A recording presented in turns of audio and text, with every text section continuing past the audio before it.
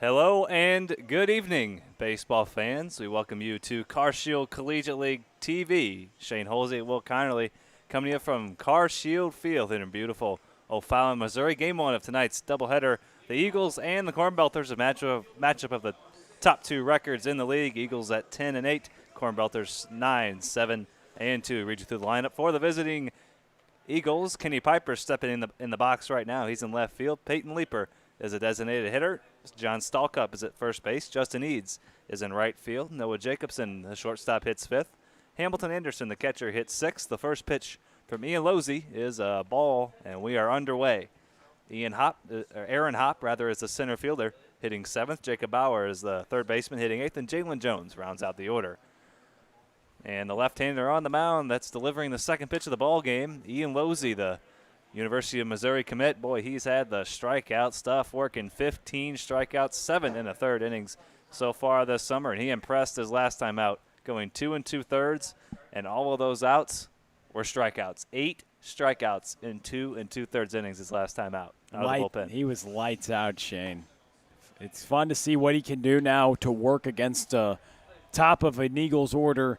Eagles, the first place team in the league. The winner of this game, Shane, will go into first place, so they'll at least be on head and shoulders above everybody else for at least a day. That pitch from Losey's outside. 2 balls, 2 strikes. But no, he was electric last time. One of the better performances we've seen. Also to mention, he was lights out last time, but the light's starting to come on. The cloud coverage and also the rain starting to fall down here. A light rain starting to fall right at game time. Full count to Kenny Piper. 3 balls, 2 strikes. Piper hit a go-ahead home run last night to propel the Eagles to a 3-2 victory, and he works a leadoff walk here to start the ball game. First walk issued by Losey, and that's to the first batter of the ball game. Piper is on first base for the switch-hitting designated hitter, Peyton Leeper.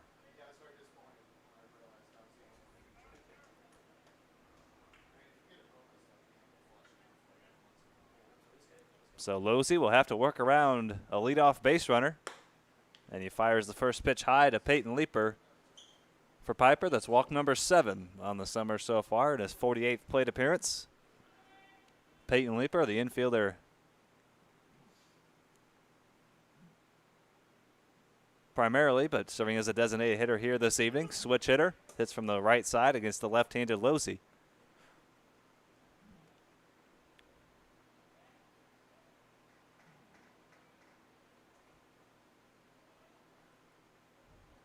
He, along with his normal compadre on the left side of the infield, Noah Jacobson, both members of the SEMO Redhawks. Leeper, the designated hitter this evening. Jacobson slides over to short, and Jacob Bowers at third base. 1 ball, 2 strikes after the leadoff walk to Piper. The 1-2 from Losey. Outside. Yeah, the ball popped out of his hand, but it almost had enough bite to get back in the strike zone. Not the pitch he wanted to execute, but we know that slider works pretty well. 2 balls, 2 strikes. 3-2, back-to-back full counts from Losey. Losey out of Marquette High School, fastball in the upper 80s. Has featured a good breaking ball here early. Piper is running, and it's fouled back.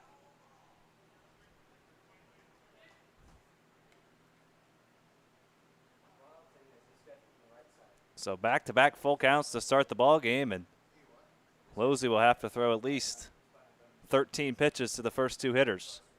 This is pitch number 7 of this at-bat.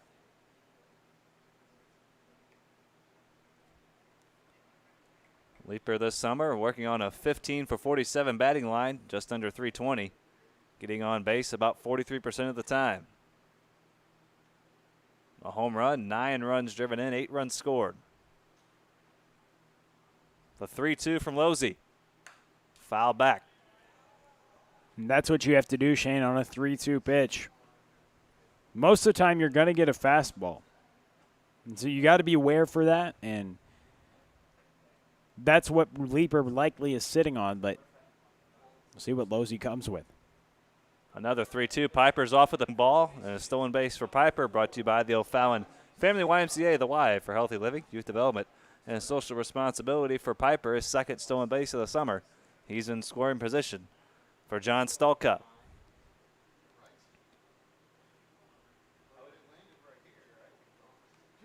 Stallcup, primarily a backstop, but playing first base here this evening for Forrest Herman and the 10-8 Eagles, the only team with double-digit wins. These two teams in a virtual tie for first place, but with the Eagles with 10 wins, they hold the virtual tiebreaker. The first pitch to Stallcup is a strike from Losey. John Stallcup, formerly of Webster Groves High School, currently at SIUE.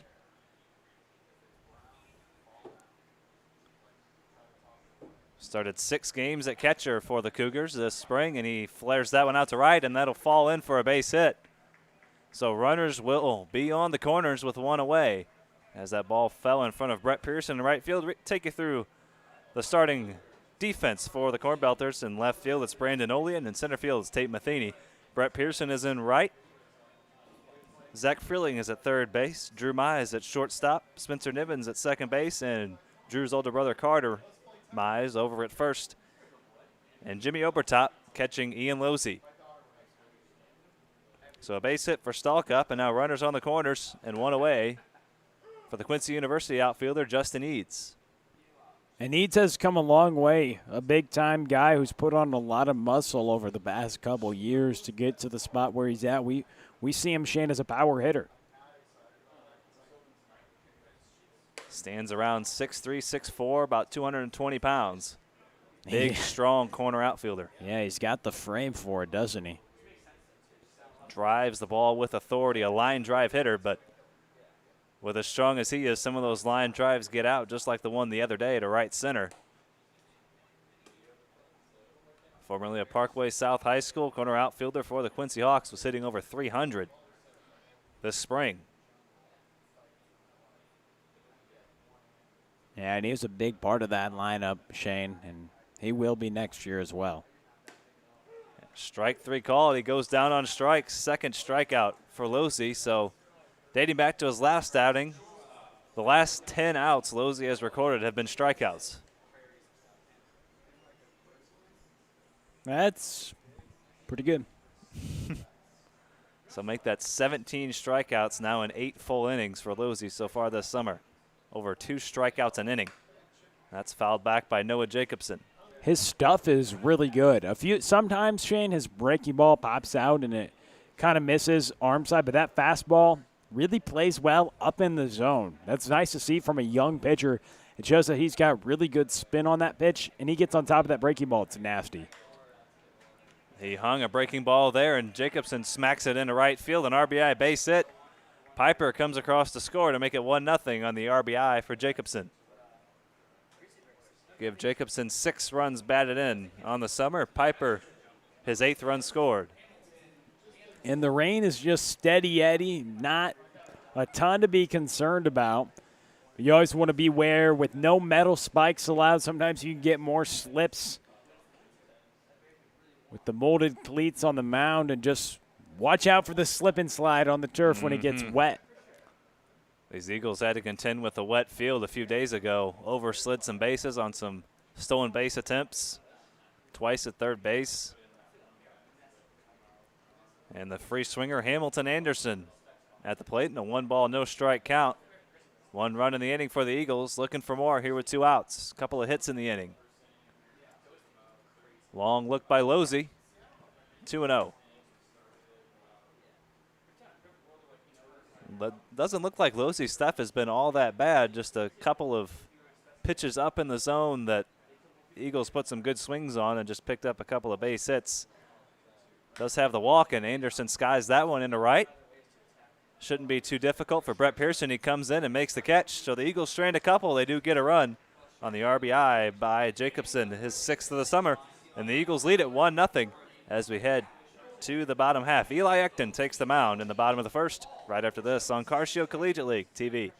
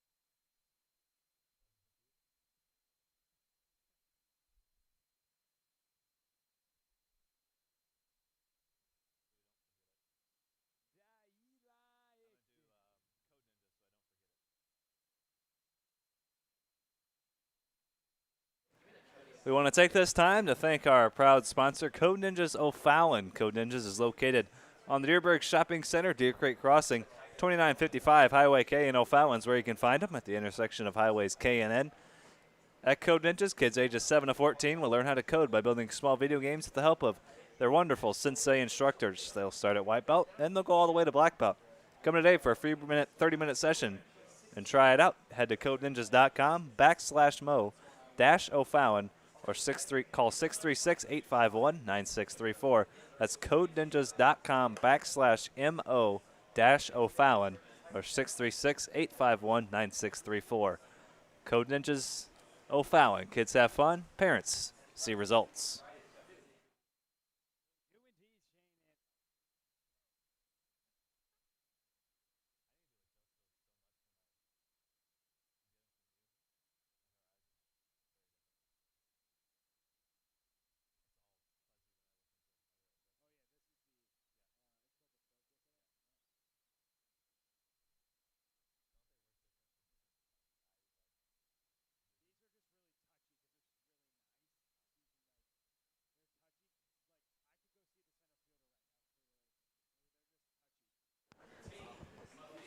Cornbelters coming to bat. They trail at 1-0. A one-run put up in the top of the first on the Noah Jacobson base hit. And we'll read you through the lineup for the 9-7-2 Cornbelters. Tate Matheny leads off. Jimmy Obertop. Then Spencer Nivens, Kyle Vance, Brett Pearson, Carter Mize, Drew Mize. The Mize brothers hitting back-to-back. Brandon Olean and Zach Freeling facing the Northwest Missouri State right-hander Eli Ekton as that first pitch gets away from him for ball one. We've seen Ekton a few times so far this summer. Some really good outings and one not up to his standards that we would normally expect. A couple of scoreless outings and then 3 earned runs each of his last 2 outings. So got off to a nice start. Struggled a little bit as of late, but looking to get things back on track, getting the start here tonight for Forrest Herman's Eagles. And he's already working with a 1-0 lead, a 2-0 count to Tate Matheny, now 3-0. Worked 2/3 of an inning on Monday against the Cavemen, so just a couple of days rest. One day of rest, really. Gave up 3 earned runs and just recorded a couple outs, and he starts the night off with a 4-pitch walk to Tate Matheny. Walks were not an issue for Ekton his first couple of times out. In his first 6 innings, just walked 1 batter, struck out 7. But in his last 2 outings, he's walked 5 and struck out 5. So the base on balls has come back to bite him on a couple of occasions. The last couple times he's towed the rubber, but looking to turn things around here tonight, pitching in the rain against this Cornbelters lineup. As Jimmy Obertop looks at a ball, so 5 straight balls to start the evening for Ekton. Yeah, looking to find it. The rain, and also coming out as the opposing pitcher with the lead, you have that confidence, but trying to just get back in the zone early on into this game. Not let it snowball. Rain just falling lightly. It's nothing to be too worried about. This turf field here at Carshield Field can, as long as it isn't a downpour, there's no lightning in the area, we should be good to play. But if it gets too hard or there's lightning in the area, we will stop play momentarily until it passes. 2 balls, no strikes to Obertop. And he swings at that pitch and fouls it down the right field line, out of play. Take it through the defensive lineup for the Eagles. In left field is Kenny Piper. Aaron Hopp is in center. Justin Eads is in right. Jacob Bauer at third base. Noah Jacobson at short. Jalen Jones at second. John Stalkup at first, and Hamilton Anderson behind the plate, catching Eli Ekton. There's a good pitch to Obertop. 2 balls, 2 strikes. A couple of Westminster grads at the top of this order with Matheny and Obertop. Tate Matheny in the minor leagues for the Boston Red Sox, has been as high as AAA. And Obertop smokes that one to right, and the Cornbelters have a 2-1 lead, an opposite field shot for Jimmy Obertop. 2-1 Cornbelters on the homer by Obertop. Give him 5 on the summer. And Jimmy Obertop's father sitting in front of us. He's ought to be happy with that swing. Opposite field once again. That's the third time he's gone opposite field. Fourth time he's gone for an opposite field home run this summer. Fifth homer of the summer, correct, Shane? Wow. At least 4 have been opposite field that we know of. I think all 5 of them might have been. It seems at like least 4. Those pitches in his wheelhouse is up and away, so be careful. With some great pop. He hits some missiles out to right center, and he's got the pop to carry a lot of those on out of here, and he's done it 5 times this summer already. Now you got Nivens hitting in the 3rd spot.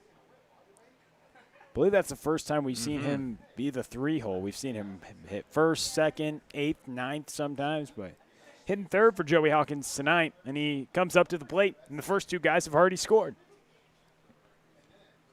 Obertop matches Matheny with his 5th home run. That's 16 home runs on the summer for the Cornbelters. This is their 19th ball game. A couple of guys with 5. Now with Obertop and Matheny. And they're close for the leaderboards for the league. Just trail one, Austin Schmidt with 6. But you got a handful of guys with 5 now, so it'll be a fun home run race to see who can get it. Matheny with a chance, Obertop with a chance to take that home run king crown. Austin Schmidt, of course, in the lead, and Wade Stouse as well. There's a called strike to Spencer Nivens. Luke Mann also in that mix.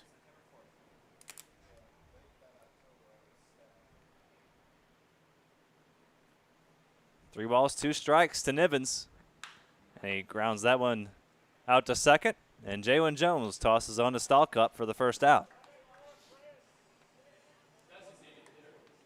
So the home run for Obertop, and he's starting to lock in the last couple of weeks. He's driving the ball well, driving it to all fields, gap-to-gap power, and he's shown the opposite field power on several occasions, at least 4 times that we can recall, hitting a home run into right center. Here's a guy with tremendous gap-to-gap power as well, Kyle Vance.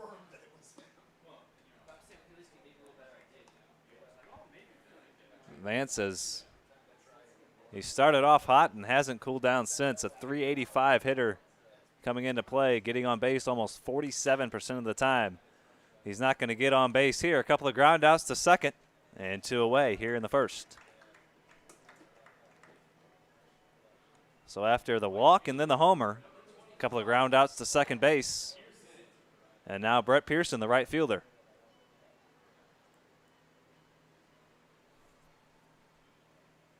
Hitting from the left side here against Ekton, who's retired the last couple. And the first pitch is a swing and a miss.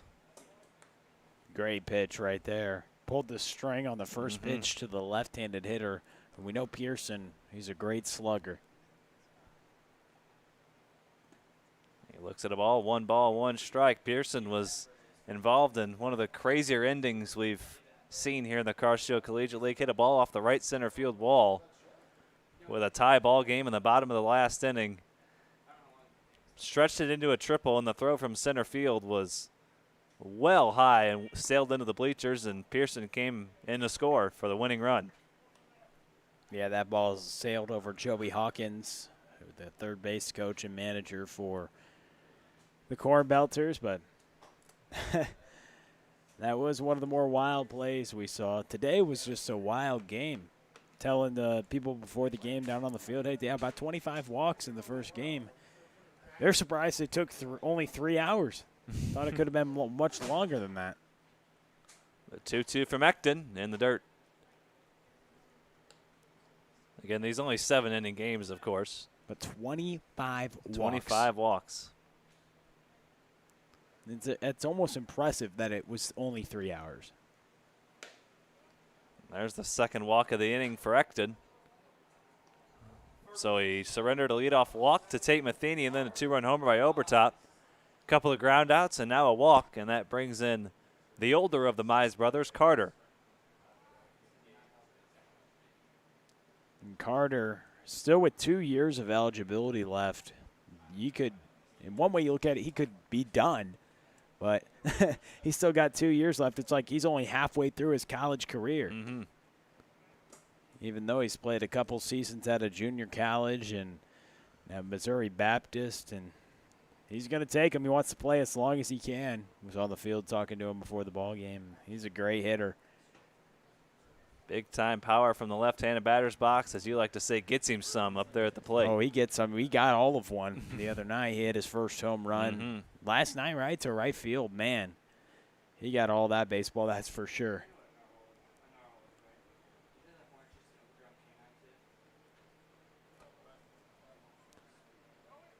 Runner goes, and Mize fouls it away. No balls, 2 strikes.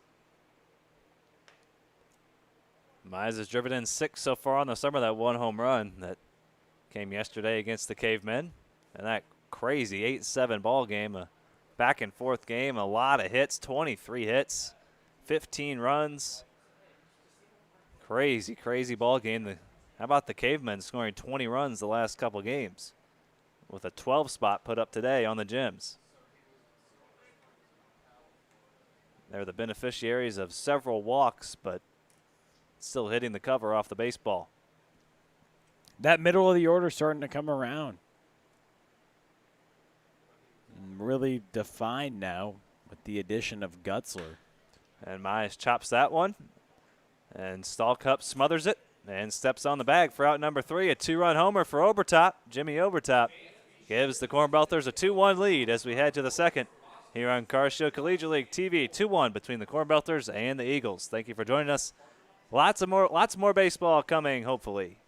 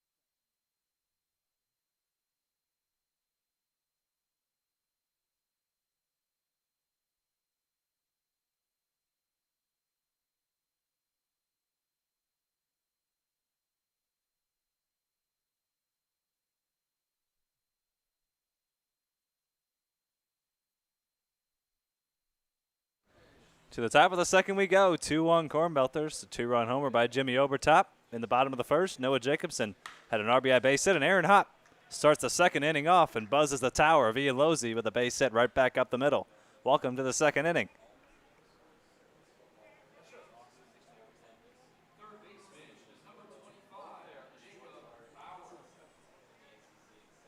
So 3 hits in the ball game for the Eagles. And now Jacob Bauer with a runner on first. Nobody out. The base hit by Aaron Hopp on the first pitch of the second, wasting no time as Losey drops in a strike to Jacob Bauer. Bauer so far this summer, 6 for 26. 4 runs driven in, couple of runs scored. He's behind that fastball. No balls, 2 strikes. Boy, these probably 2 of the more vibrant uniforms you're going to see in this league. The bright orange jerseys and the white pants of the Eagles with the gray sleeves. And then the green jerseys and the yellow pants of the Cornbelters as Bauer goes down on strikes. No doubt about it. They got some unique jerseys. The yellow pants, one of the bigger surprises you see every night in this league. It pop out at you. hard to miss him with the green jerseys, with the yellow lettering and the bright yellow pants and the bright orange jerseys of the Eagles.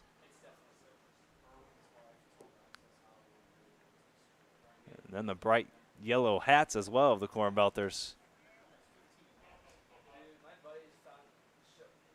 With normal written across the front, of course, not the traditional normal Cornbelters. They have their own league going on at the Corn Crib up in Normal, Illinois. But as Losey has Hop picked off in the throw down to second, and Hop is toast.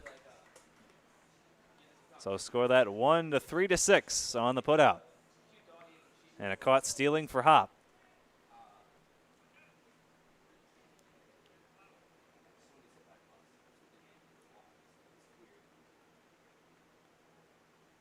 So now 2 away here in the second. And Jalen Jones looks at a ball. 1 ball, 1 strike.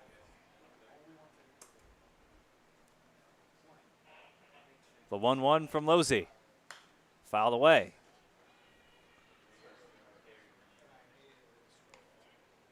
Kenny Piper waiting on deck.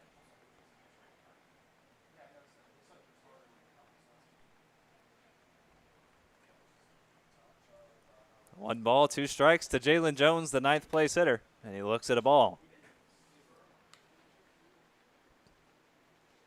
Jones playing second base here this evening.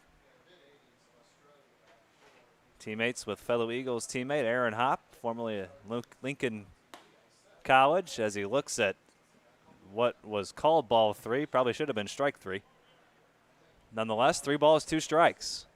Looked like that curveball might have froze the home plate umpire. Another full count here for Losey, working from the windup. 3-2. Fouled away. Went with the breaking ball again. That's another good pitch. Jones had to watch it. He had to stay on it. And Shane, in a full count, have the confidence to go there twice. Obviously for ball 3, but then to go back to it, that's confidence. Losey's done that a couple times tonight. Went with the fastball and just missed. Obertop tried to bring it back and steal a strike for him. And it's tough as a catcher. Losey works, would you agree, more up in the zone, but his fastball plays up in the zone with his velocity and spin. And as a catcher, when you know that, that's kind of in the back of your mind. But when you consciously know someone's burying pitches, they have good sliding and sinking action, you can steal more low strikes, right? But that affects your blocking ability. But for Losey, you can still get those low strikes, but you have to give and take. Because if you have a sinker ball pitcher, like say someone like Blake Trinan, obviously they're going to emphasize stealing the low strike as much as you can, coming up on the ball as a catcher. Oh, and a foul tip off Obertop. I think that caught him more on the shoulder area. Looked like it got him on the chest protector.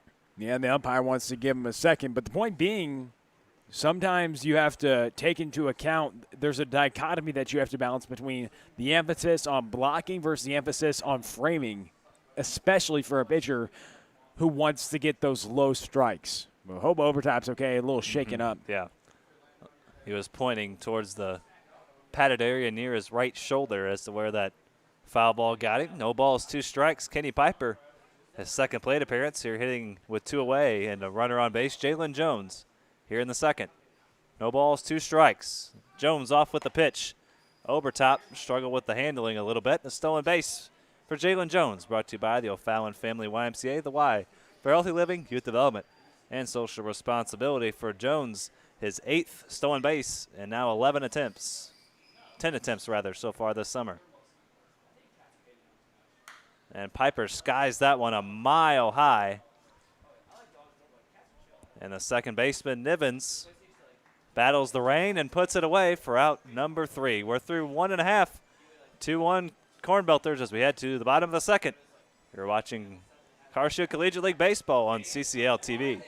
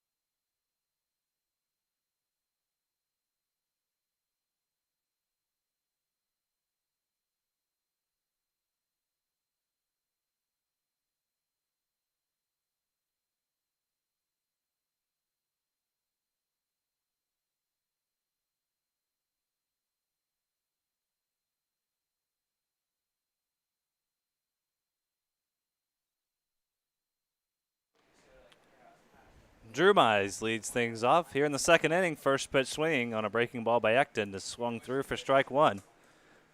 Drew Mize, Olean, and Freeling, 7, 8, 9 for the Cornbelters. They lead it 2-1. A scoreless second inning for Ian Losey. 1 run, 3 hits, no errors for the Eagles. 2 runs, 1 hit. The home run by Obertop, no errors for the Cornbelters. There's a called strike. 1 ball, 2 strikes to Drew Mize, hitting 7th in the order, playing shortstop here this evening. Younger brother of first baseman Drew, the 2 hitting back-to-back in the order, 6 and 7. And that's chopped out to Mize's counterpart Jacobson at short, a low throw, and it's not dug out. So give Mize an infield single and an error on the throw. Mize advances to second as the ball hopped over the wall and into the first row.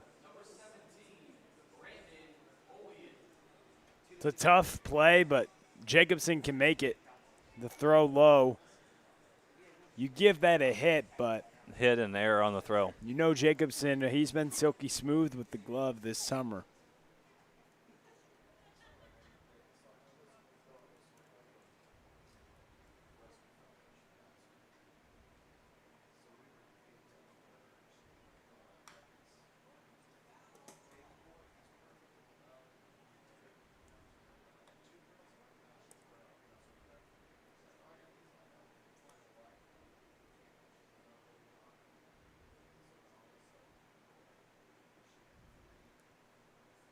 So now runner on second base, nobody out for Brandon Olean, and Ecton will check on him, and Mize is back in safely. So Mize an infield single, E6 on the throw for Jacobson, and Mize on second base with nobody out.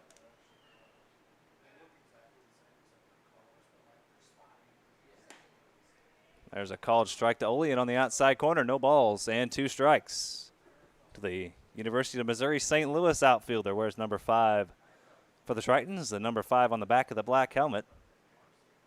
Wears number 17 for the Cornbelters. Playing left field and hitting 8th this evening. The rain's still steady Eddie, Shane. Nothing to be super concerned about, but we've seen the trainers talk with the umpires in between innings, monitoring the situation with the radar. That pitch misses up and away to Olean, hitting .241 on the summer so far. 7 for 29. A couple of runs driven in, a couple of runs scored. He's walked a couple of times. Played left, seen him played a little center field as well. And he pokes that one foul. He broke his bat.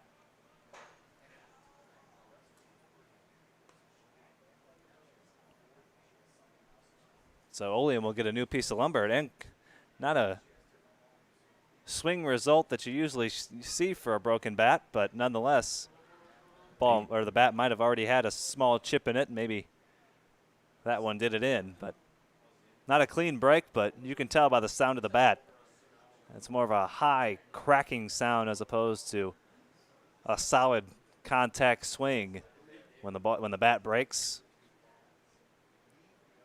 You watch enough baseball, you can pick up on it. 2 balls, 2 strikes to Olean. Make it 3-2. Working a nice at bat here.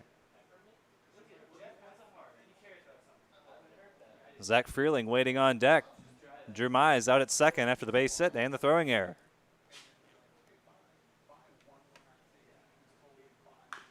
Olean chops that one foul into the Cornbelters dugout. Working a nice at-bat is right. As the 8th place hitter and the 9th place hitter on deck, the bottom of the order making Ecton throw extra pitches.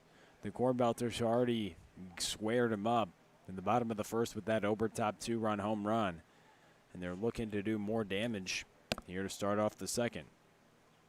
3-2 to Olean. Is hit into center field. That's hit pretty well. Aaron Hopp ranging over to left center. Mize is going to tag. The throw from center field is a good one, but it's not in time. Great speed from Drew Mize. So Drew Mize gets aggressive on the fly ball to center field. It was hit deep enough. Olean got a good piece of it. Couldn't quite hit it through the rain to make it leave the ballpark, but he at least advances the runner and does a job. But that changes this at-bat. Now Freeling, instead of having to get a single or drive someone in, the Eagles are going to have the infield in, but it still makes the at-bat much different. Eagles, who trail by a run, want to have the infield in to save a potential ground ball that comes in. But Freeling, if he can get something out of anything to the outfield, scores a run, a fly ball will do it. Important at-bat for the ninth place hitter, an important at-bat for Eli Ekton as well. You're still in this ballgame, a one-run game. They want to keep it that way. There's a good pitch on the outside corner, but it just missed. And a lot of teams you'll see in the early to mid-innings won't typically bring the infield in. Forrest has done it a lot. Forrest Herman likes to get aggressive, brings the infield in a lot early in ball games. See if it pays off here. It's not going to matter. That ball is hit into right center. Justin Eads coming hard, slides, can't make the catch, and it falls for a base hit, an RBI base hit for Zach Freeling, and it's 3-1 Cornbelters.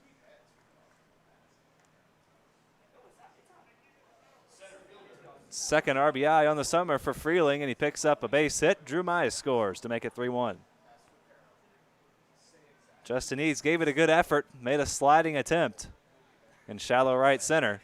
And Eads with a great arm in right.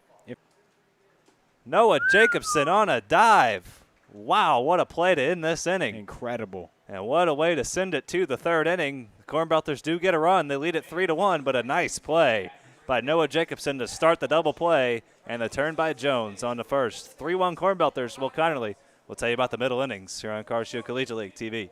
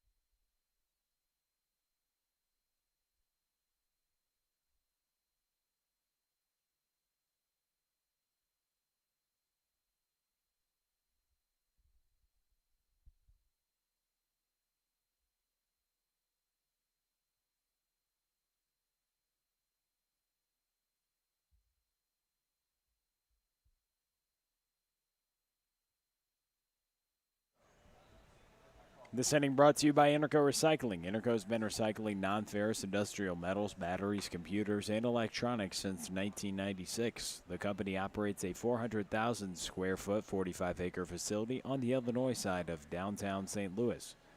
So if your company has large amounts of scrap metals, batteries, or electronics to recycle, call Interco Recycling, an electronics recycler since 1996.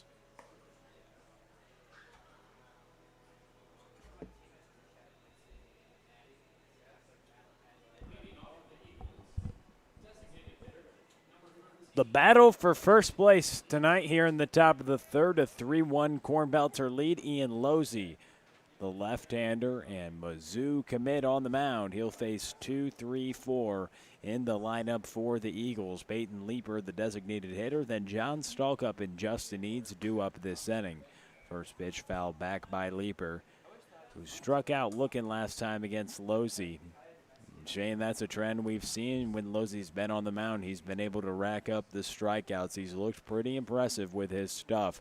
The fastball-slider combination is his main mix. The slider right there, taken for a strike.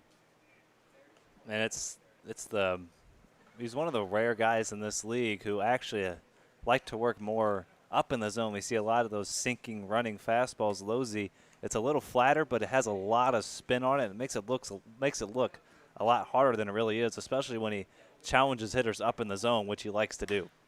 That ball Fastball on the outside, Black popped up towards center. Tate Matheny will catch it. He just had to move a couple feet, and that's the first out. A lazy fly ball, and that when an outfielder, it's hit right to you. You don't got to get a good jump on it. Just walk toward the ball, and that's what Tate Matheny did.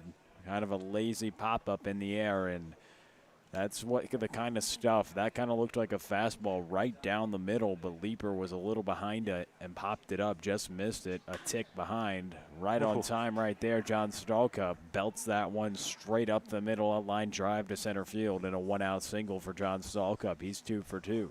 Man, this guy likes to get aggressive early in the count, doesn't he? He sees his pitch, doesn't waste any time, and he usually puts a good swing on it.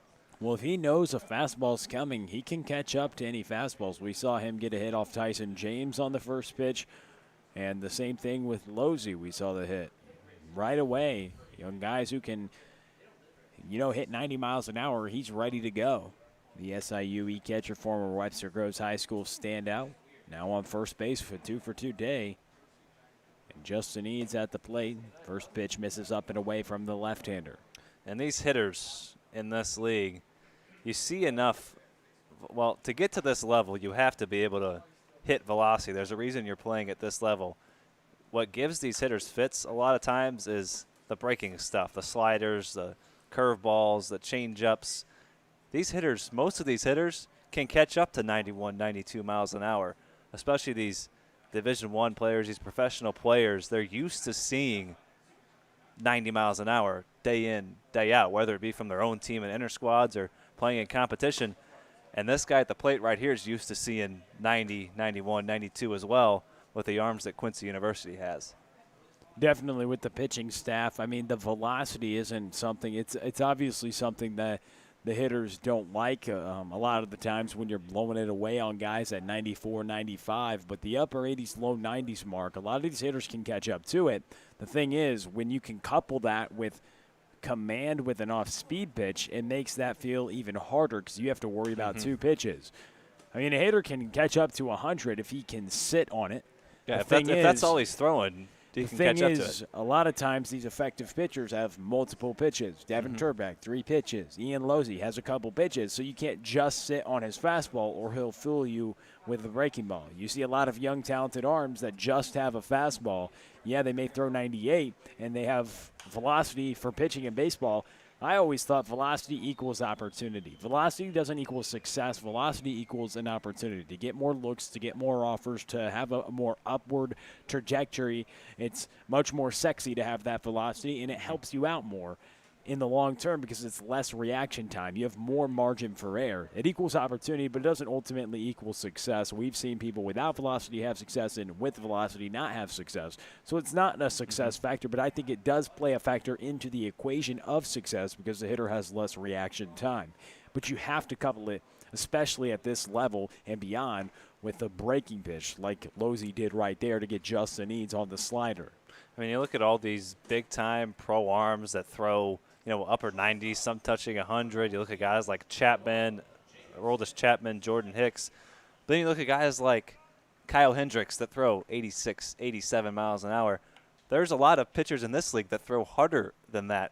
Kyle Hendricks has one of the best changeups in the league, a good curveball, a slider, a cutter. He throws 4 or 5 different pitches and commands them to both sides of the plate. That's why you see him threw a 3-hit shutout the other day. On opening day. Didn't throw a fastball above 90 miles an hour. 9 innings, 3 hits, 9 strikeouts, and no walks. A complete game shutout. Didn't throw it above 90. So there's more than one way to skin a cat, they say. There's more than one way to get it done. And on the mound, I think the way to get it done is keep people off balance. Some people keep you off balance by overpowering you, but you have to have enough command at least with one other pitch to get the hitter thinking about something else. That slider by Losey is something else right there for the second strike. Ball 2 strikes with 2 outs. Runner on first is Stallcup. He singled with 1 out. Because if you throw 98, you might have another pitch, but if the hitters know you can't throw it for a strike, they're just going to spit on it. They're not going to swing at it because they know you're not going to throw it for a strike. And you might only throw it in 2 strike counts. So they can just sit dead red, and if a hitter is sitting fastball and they get a fastball at this level and above, they're gonna make you pay. Ultimately, the 2-2 pitch, a swing and a miss. We'll continue when we come back. Bottom of the third we go, a 3-1 ball game. Cornbelters on top.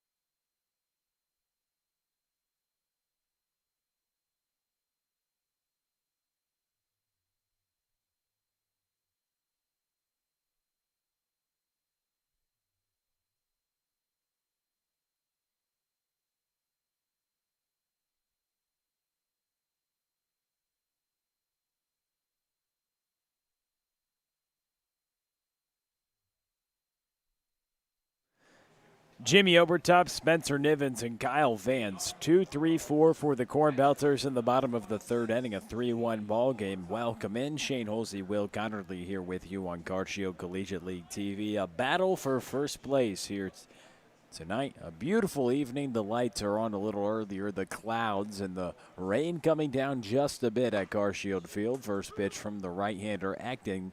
Taken for a strike. Last time at the plate, Jimmy Obertop hit a 2-run home run in the bottom of the first to get things started for the Cornbelters. They lead by 2 runs. That breaking ball missed upstairs. And last inning, we were having a conversation about velocity, command, and kind of the components that factor into success. And I can't lie. Velocity, of course, is the king when you look at recruitment and when you look at potential. But like I said, I think it can emulate and actually project opportunities, but it doesn't ultimately, in the present moment, always equal success. A swing and a miss there by Obertop. That's the opportunity is the opportune word in that sentence, because you can throw 98 miles an hour, and you can maybe get those looks, that flashy number on the radar gun. But if you have no idea where it's going, there's a fly out to right field. But if you have no idea where it's going, you're not going to get anybody out. And if you don't have another pitch to back it up, you're not going to get a lot of guys out. You have to be more than one-dimensional as a pitcher. You have to have multiple facets to your game, multiple ways to get guys out. And if you just throw hard and that's it, you might get to a big Division I school. You might get a lot of guys out, but you're not going to go any farther than that. You're not going to get past the collegiate level and play professionally if all you can throw is gas. Yeah, and I think that line is moving. I think that the definition of gas, when you quantify it, what gas was 1 decade ago is not what gas is today.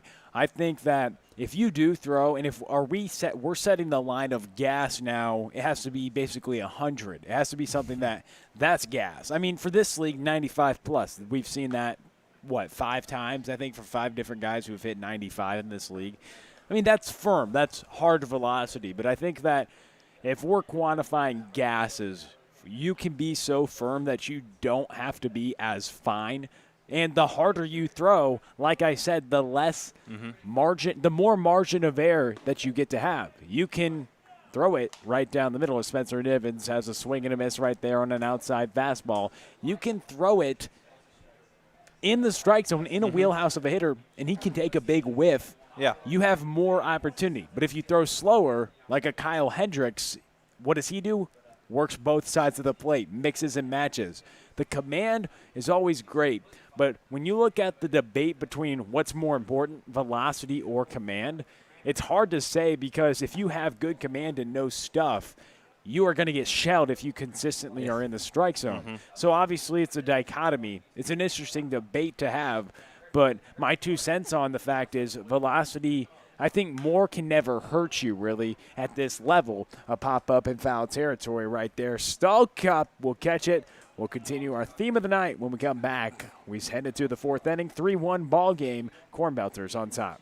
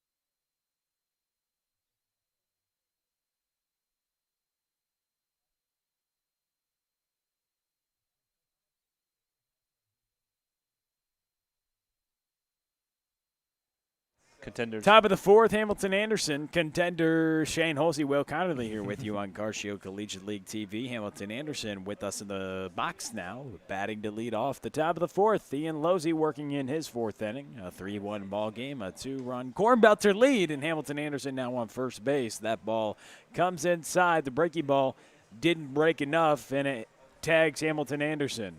The two exchange some comments, having a little fun out there. No harm intended on the breaking ball. Now Aaron Hopp comes up. Shane Olsey, Will Connerly here with you on Carcio Collegiate League TV. Charlie Bornoff, as always, with us as well. David Schmal in the press box with us. A lot of times he comes, sits in and watches some good baseball here in the Carcio Collegiate League. The quality of ball we've seen. You know, one of the themes we've had tonight is talking about pitchers and velocity and command and the stuff and what makes them successful. Well, we've seen a lot of successful pitchers in this league, and we can kind of break it down. We've seen it done in many different ways. You have guys like Ryan Foley, who may not throw as hard as other of the firm velocity guys or pro guys we've seen in this league, but they've been just as effective. Or a Sam Lemcool from Missouri Baptist. There's a lot of good arms. Or Craig McGee. Exactly. There's guys who get it done in different ways, and that's what we love about baseball. It's not an exact science.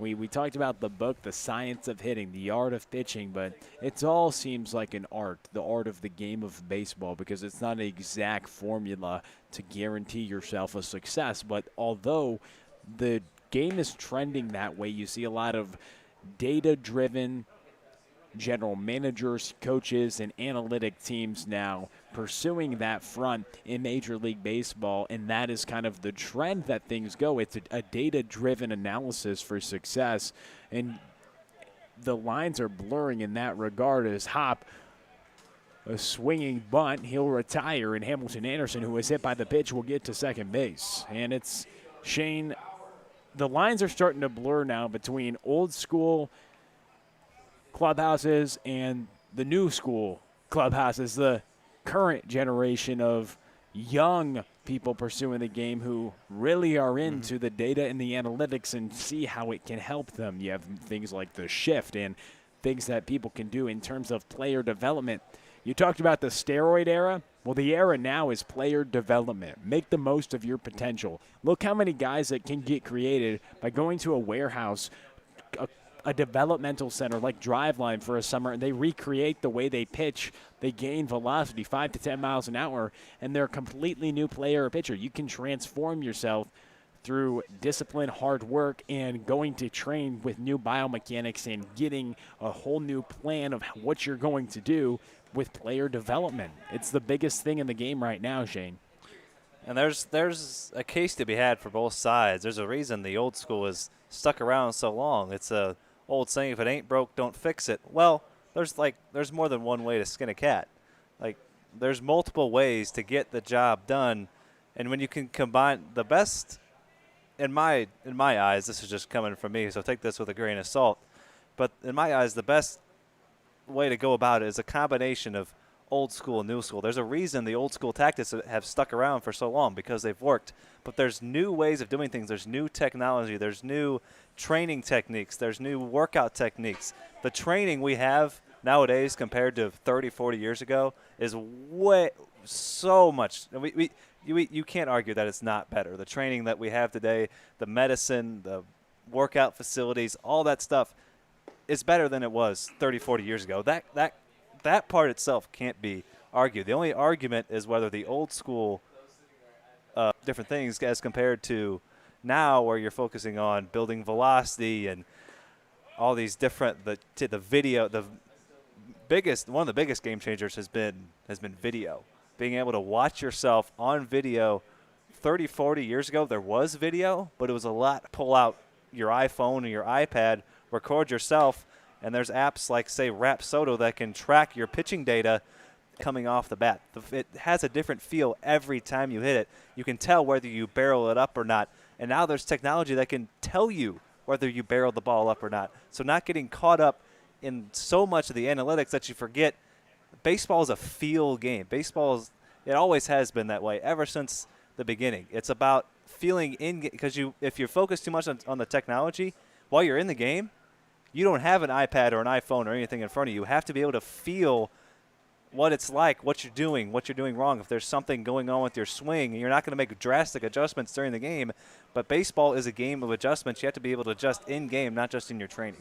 Jalen Jones has a single to right center field. You have to make adjustments, Shane, but I also think that with baseball being a game of adjustments, you make a great point, and it makes me think that the technology you talk about that is utilized by a lot of players to help them get better in terms of player development, that is where the scouting comes into play. We all know of the top prospects, and you can project them, but if you look at the top prospects every single year, they don't always all pan out. That's a fact, right? But the teams who do a great job are the teams that make the most of the players, even if they're not the top prospect, if you can make the most of a guy with the technology. And the technology, like you said, Shane, I believe I understand you're saying it's good, it can be used as a tool, but don't get completely reliant on it. Mm-hmm. Don't get too caught up in it, because you can be for 8 months utilizing the technology, but you can't be indoors 12 months of the year. You have to go out and be able to compete. And what's the only way to learn to play the game of baseball is to play it and go compete. And I do agree that there needs to be more of a dichotomy between the developmental side and the training side, and then the competition, because some people get too caught up in that development and they don't realize, okay, we have to go compete now. But also, for so long, a lot of people didn't develop as that ball's hit toward left. Olean lets it drop, and Jones goes from first to third, back-to-back singles, and now Piper will get himself to second. Jones is going to come home, a play at the plate. Obertop with the tag, and that's how the inning ends. A wild end to the inning. We send it to the bottom of the fourth, 3-2 ball game.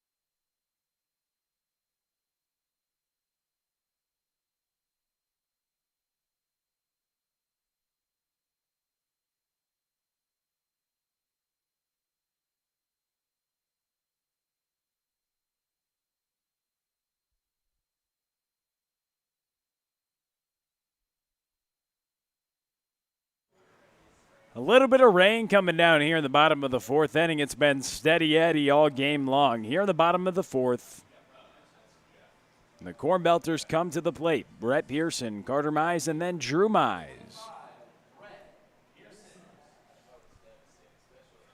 A 3-2 ball game. The Cornbelters on top. The Eagles notched a run. Hamilton Anderson, the former Vianney standout, who's now the backstop, catching Eli Ecton. Got hit by the pitch, then came around to score. The first pitch to Brett Pearson, taken for a strike. Carter Mize and Drew Mize on deck.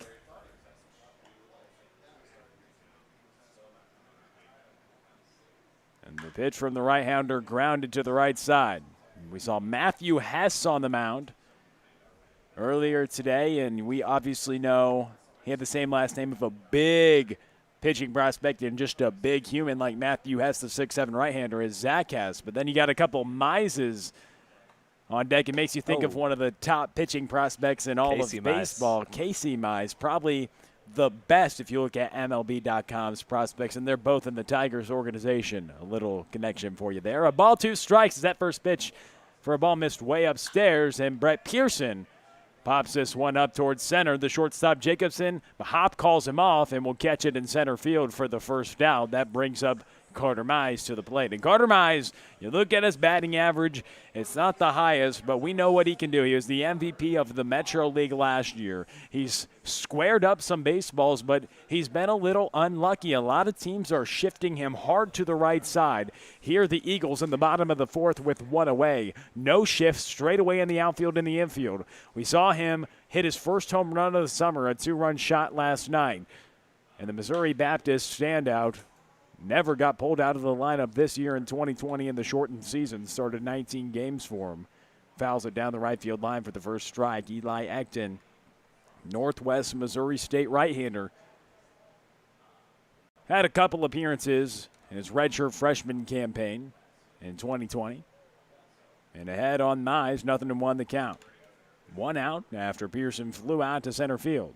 The pitch taken just a little low. These pitchers have been getting squeezed a little bit today, and that's kind of been a common theme. We saw a record breaking in the inaugural season of the Car Show Collegiate League, 25 walks in a game.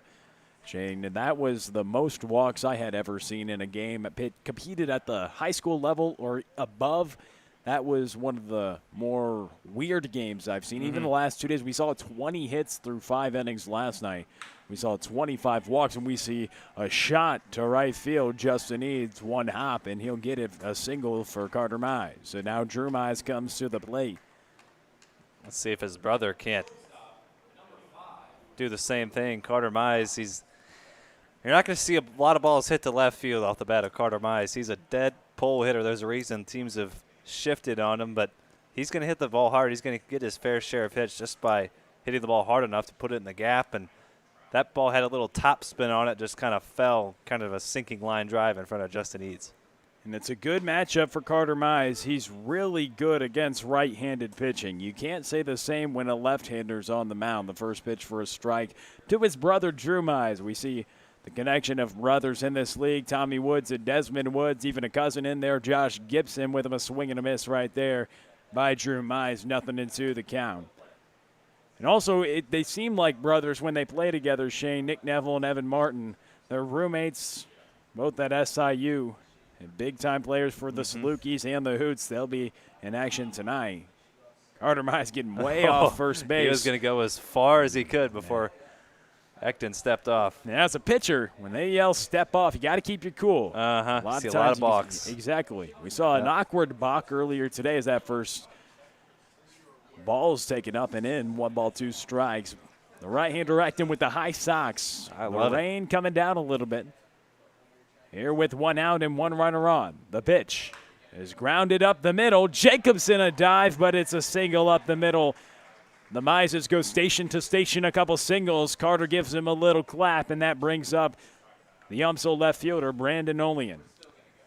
Jacobson just almost got to that one. If Jacobson can't get to it, not many can. The SEMO infielder has a cannon. We've seen him at the hot corner. We've seen him at short. And we've seen him put a couple balls out of the ballpark. All around, just a great player. the Potosi, Missouri native, just couldn't quite get to that single by Drew Mize. So the Mizes get a couple singles with one out, 2 runners on. The left-handed hitter, Brandon Olean, to the plate. First offering misses low by Ecton, the right-hander. There's a little action in the bullpen. Logan Bexton, the right-hander, looks like he's getting warm down there. So Bobby Warnes and Forrest Terman making the call, hoping to get innings out of Ecton. That ball sails into center field by Hamilton Anderson. Aaron Hopp there quickly. Aaron Hopp on the hop. The Webster University dual sport athlete. Was their point guard and center fielder.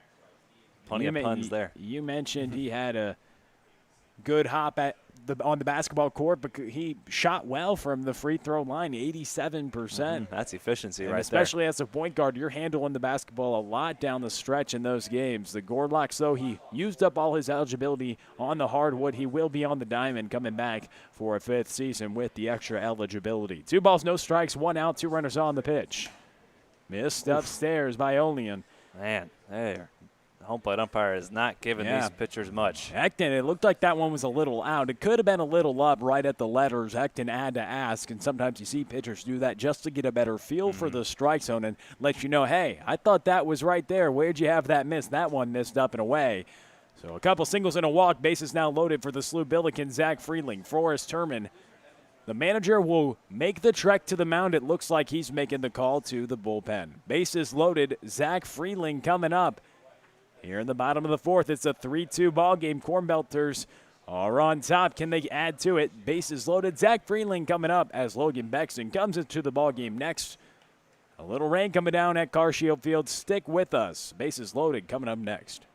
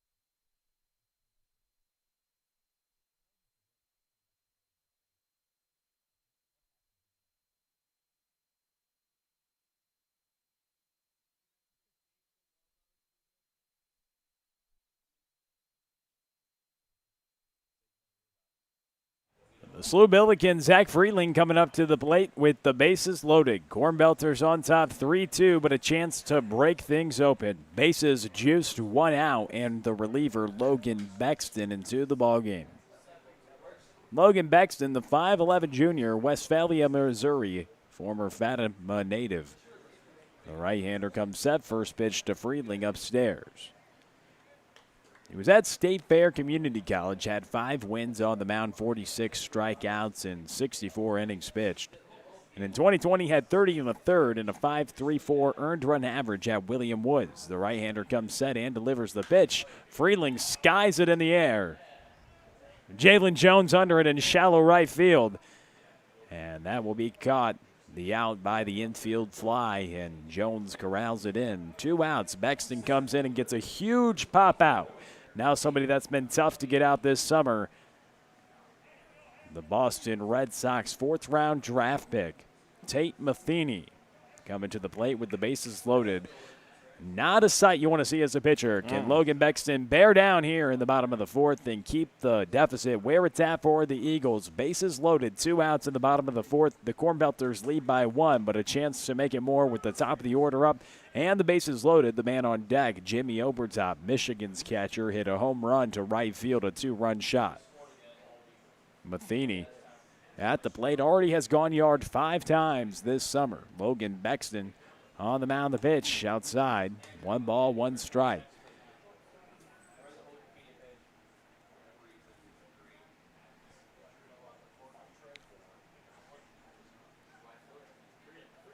Bexton, the right-hander, making his 6th appearance of the summer. The 1-1 pitch is taken on the corner for a ball. He's thrown 9 innings, had 10 strikeouts, just 4 walks coming into this one. Making his 6th appearance on the mound. Has 2 wins on the mound, no losses. A 3.8 earned run average. 12 hits surrendered in those 9 innings. The right-hander delivers, and it's sawed off to the right side by Tate Matheny out of play. The rain seems like it's starting to pick up a little bit more.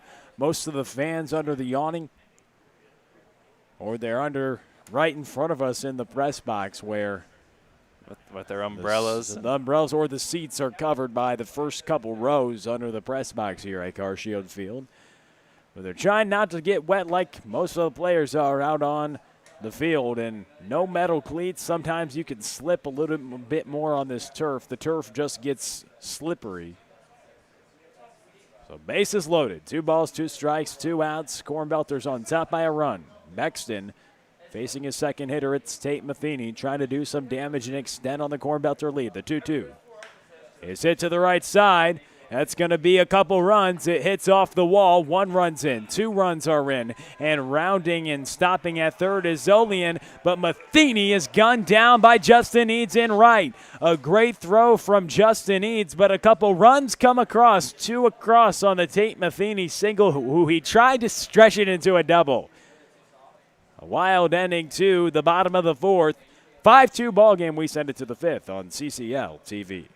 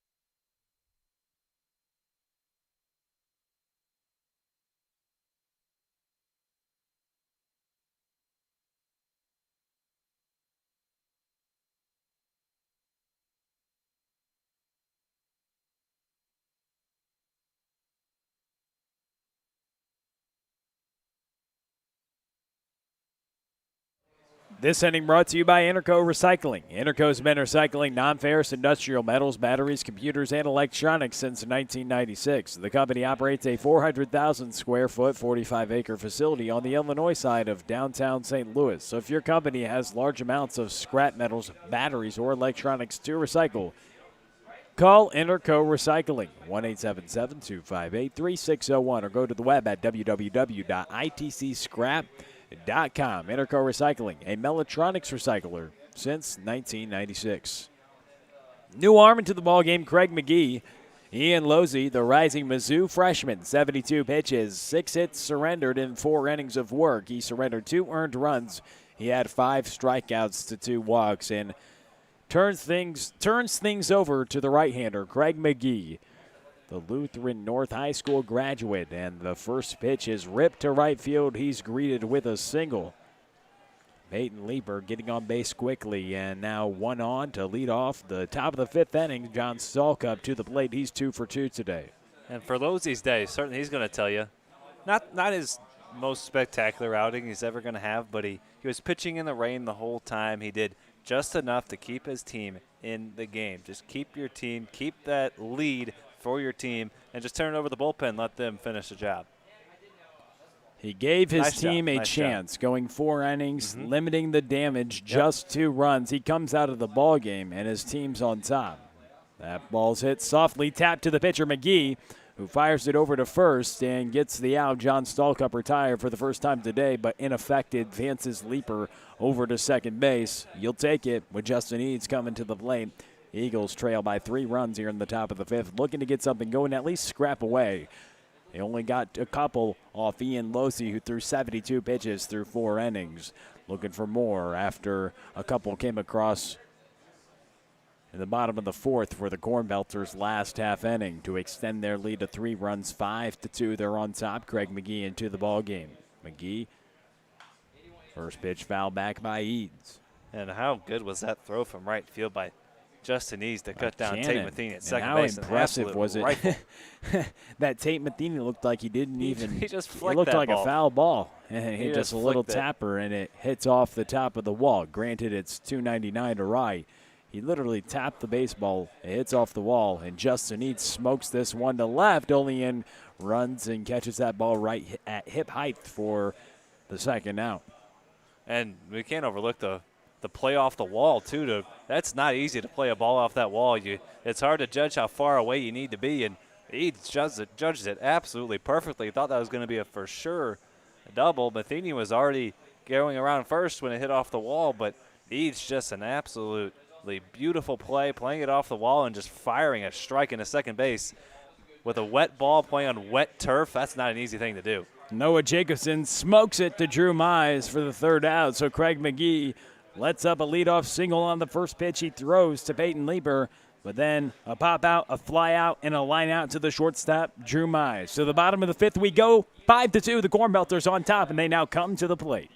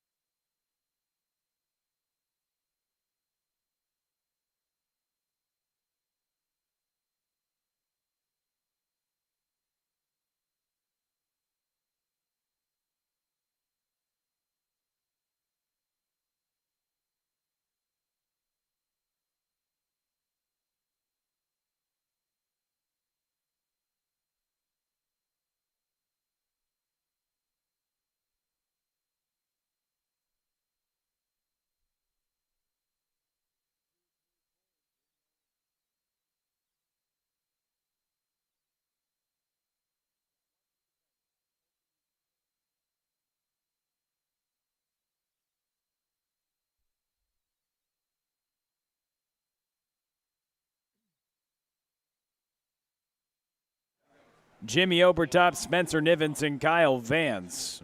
Here in the bottom of the 5th inning, a 5-2 Cornbelters lead. They notched 2 runs in the bottom of the 1st, 1 more in the bottom of the 2nd, and 2 last time the team was at bat in the bottom of the 4th. Here in the bottom of the 5th, 2-3-4, due up against Logan Bexton, who Shane came in with the bases loaded and 1 out and gets back-to-back outs In effect, the out to Tate Matheny did score a couple runs, but he worked out of a tough situation and got some help with Justin Eads, the right arm of Justin Eads, who played that ball off the wall. The pop out to Friedling, though, with one out, made 2 outs. A much easier situation for the defense. Matheny trying to stretch that single to a double. The pitch to Obertop, missed up and away. Obertop, the catcher, hit a home run in the first to drive in Matheny, a 2-run shot to the opposite field. He's hit at least 4 home runs to the opposite field this summer. He drives this one skied towards center field. Back is Aaron Hopp at the warning track, and he'll catch it right at the wall. Warning track power for Jimmy Obertop. He went yard in the first, flew out to right in the third, and a warning track shot caught at the warning track by Aaron Hopp for the first loud out in the bottom of the 5th. Now Spencer Nivens comes to the plate. Hitting in the 3 spot tonight, a little different look for Joey Hawkins' roster. Hawkins, a former standout at Missouri State, played with Tate Matheny, who's been the leadoff hitter and center fielder a lot of this summer for the Cornbelters. The second offering from Bexton is hit well to center field. Aaron Hopp has to track for it again, but catches it in left center. Just a few steps ahead of the warning track on the 1-0 offering. Spencer Nivens took a rip at it and a couple of flyouts to center field. There's 2 away for Logan Bexton. The last 4 hitters he's faced has resulted in outs. Coming out of the bullpen, doing a nice job in relief for Forrest Turman and Bobby Warnes of the Eagles, who are in first place. The first team to 10 wins, but the team that wins tonight will be in first place. The battle for first, and right now the Cornbelters on top, trying to dethrone the Eagles. Dethroned for now, but you know these teams, they always talk about the standings. They're looking at the table on the field before the game. A little trash talking between all the teams and showing, hey, we're in first. We're better than you. We beat you last night. You see, everybody sees each other at the ballpark every single day. So they have a lot of fun with that in that regard as the running fastball gets in on Vance's swing and a miss. 1 ball and 2 strikes to Vance on deck. Brett Pearson. Strike 3. Quick work for Logan Bexton. A couple flyouts to center field, and then Vance gets rung up. We send it to Shane Holsey on CCL TV.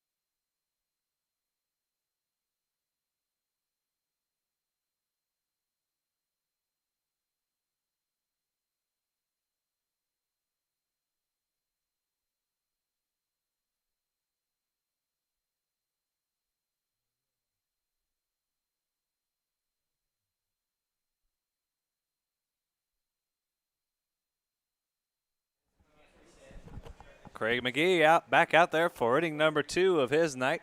He worked a scoreless 5th. And we head to the 6th, 5-2. Cornbelters lead it. 1 run on the top of the first for the Eagles, a 2-run homer by Tate Matheny in the bottom half. Another run scratched across in the second for the Cornbelters. 1 in the top of the 4th for the Eagles on a ground out off the bat of Jacob Bauer, and then 2 more runs in the bottom of the 4th for the Cornbelters. That's how we've gotten here. 2 runs, 7 hits, no errors, or 1 error rather for the Eagles, as that Ball is lifted out to left field. Olean puts it away for out number 1. 2-7-1 for the Eagles, 5-6-0 for the Cornbelters. Here in the top of the 6th, Hamilton Anderson flies out. It's Anderson, Hop, and Bauer, 6, 7, and 8. The 6th man is retired, and Craig McGee has worked an inning in the 3rd. He's gotten 4 outs, and he's needed just 9 pitches. And he fires in a strike to Hop. It made quick work that first inning, only having to throw 6 pitches, Shane.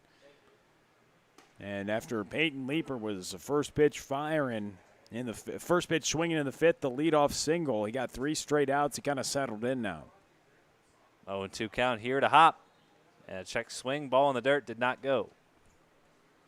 McGee, a great athlete at Lutheran North in 2019, his junior season. Led them in batting average, slugging, on-base percentage, runs, hits. Oh, and he's going to pitch in college, so a two-way player. Struck out 71 batters in 50 2/3 innings.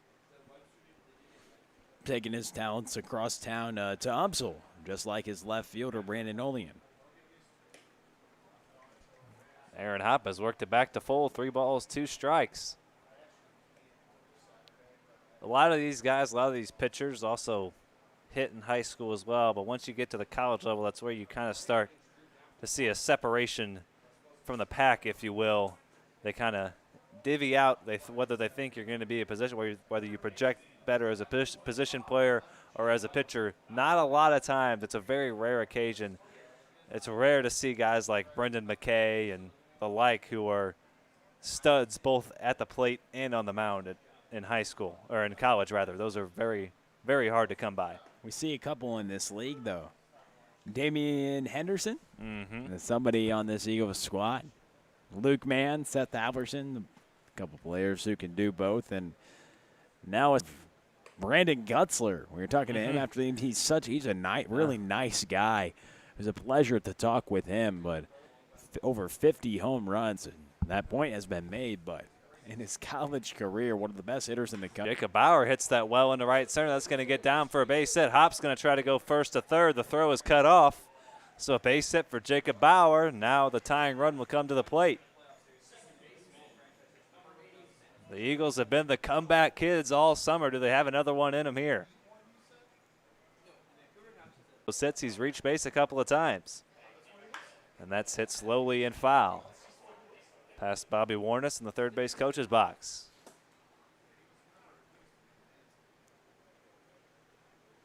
One ball, 1 strike, Craig McGee. If he can induce a double play, we'll get out of the inning unscathed. But Jalen Jones will have something to say about that. Infield and double play depth. 2-1.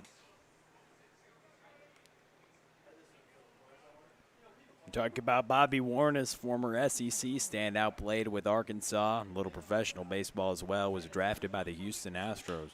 And that's ripped into left center. A base hit for Jalen Jones and an RBI. He's 2 for 2. Jacob Bauer is going to go first to third. Wide turnaround first by Jones. And an RBI base hit. It's 5-3. Second hit of the evening for Jones. And here come the Eagles. You talked about back a couple years ago, the Cardiac Cardinals. Late in the game, you better get on the edge of your seat. And this is why, Shane, they're in first place. They just somehow string together hits at the end of ball games, and the like of John Stallcup, Justin Eads, and Noah Jacobson in the middle of their order. You wouldn't say it's the most dangerous middle of the order, but they come through clutch. They don't leave many runners on base. Nope. But Rob Parks will try to strand a couple. Hasn't he been good this summer? He has. We'll see him right after this. Jalen Jones chases McGee from the ball game. Couple of hits and a walk have brought in a run for the Eagles, and they've inched a little closer. It's 5-3. We'll tell you about the new arm for the Cornbelters right after this.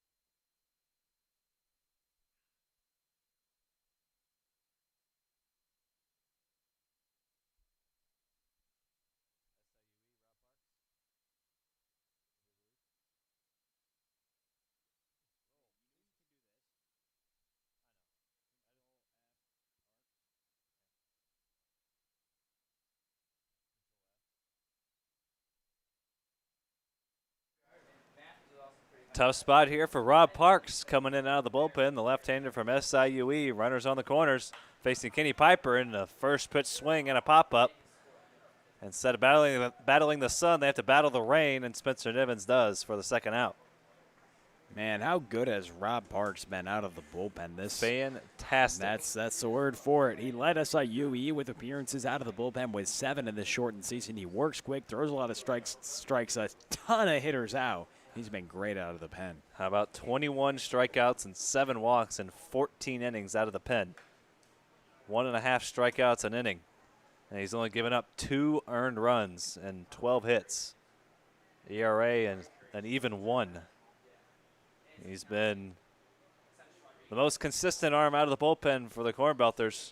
This is his 9th appearance out of the pen. Probably in the league, you could say, too, Shane. And that's flared out to left. Drew Mize going out. He can't get to it. Peyton Leeper has another base hit, and Jones is going to go first to third. Olean couldn't get it out of his glove. So the comeback kids, the Eagles, have scratched across a couple. That's their 10th hit, and it brings in a run.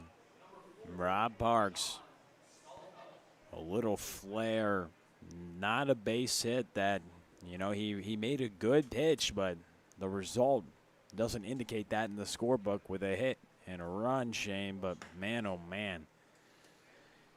Yeah, he's been making a couple good pitches, a couple just flares, one for a pop out, one that drops behind the shortstop in front of the left fielder. But his strikeout stuff is prevalent. Just 2 earned runs all summer long, making his 9th appearance out of the bullpen, Shane. A big-time arm, former standout at St. Mary's, played 3 sports there. But tough, high-leverage situation here. And how about 10 hits for the Eagles? And all 10 of them have been singles, but they've strung them together for 4 runs. Station to station. That's how they've been able to play. A lot of what they've done this summer. The guy at the plate right now has 2 of them. John Stallcup, he's 2 for 3. 2 balls, 1 strike. That run not charged to Parks. It's charged to McGee. McGee rather is responsible for Jones at third.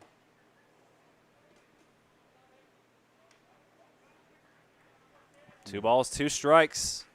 Parks. Big RBI chance for Stallcup. The tying run just 90 feet away. 2 teammates going at it. This is a good matchup. SIUE teammates squaring off here in a big spot. The 2-2 coming from Rob Parks. Swing and a miss. Parks gets the better of his college catcher, at least in the spring, and he handles him for out number 3 and holds on to a 5-4 Cornbelters lead as we head to the bottom of the 6th. The Eagles get a couple. We head to the bottom of the 6th, just a 1-run lead for the Cornbelters.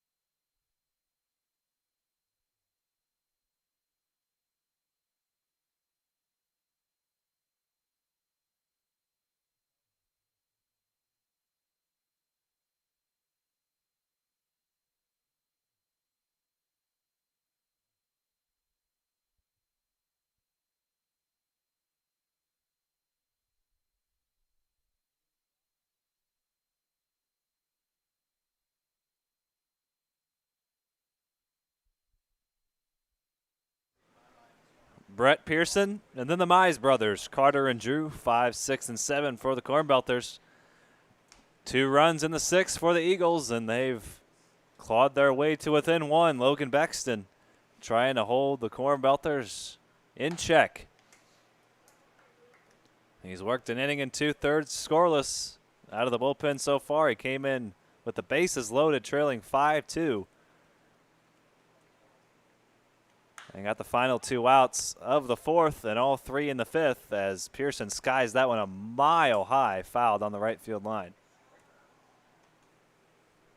2 balls, 1 strike. To the right fielder, Brett Pearson. Pearson, Mize, and Mize. Carter and then Drew. They have a combined 3 hits tonight.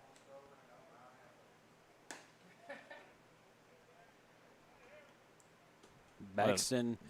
Logan Bexton's been rock solid out of the bullpen so far tonight. Just 1 hit, 1 strikeout, an inning and 2/3, and no earned runs allowed. He's been coming. He came in a big spot, Shane. He came in with the bases loaded and got back-to-back outs. One was Tate Matheny, but neither runs charged to him on that single that scored a couple. But he was out at second. Good play by Justin Eads, and he's been solid. He has that task now, Shane, of keeping things where they are and giving the Eagles a shot in the 7th.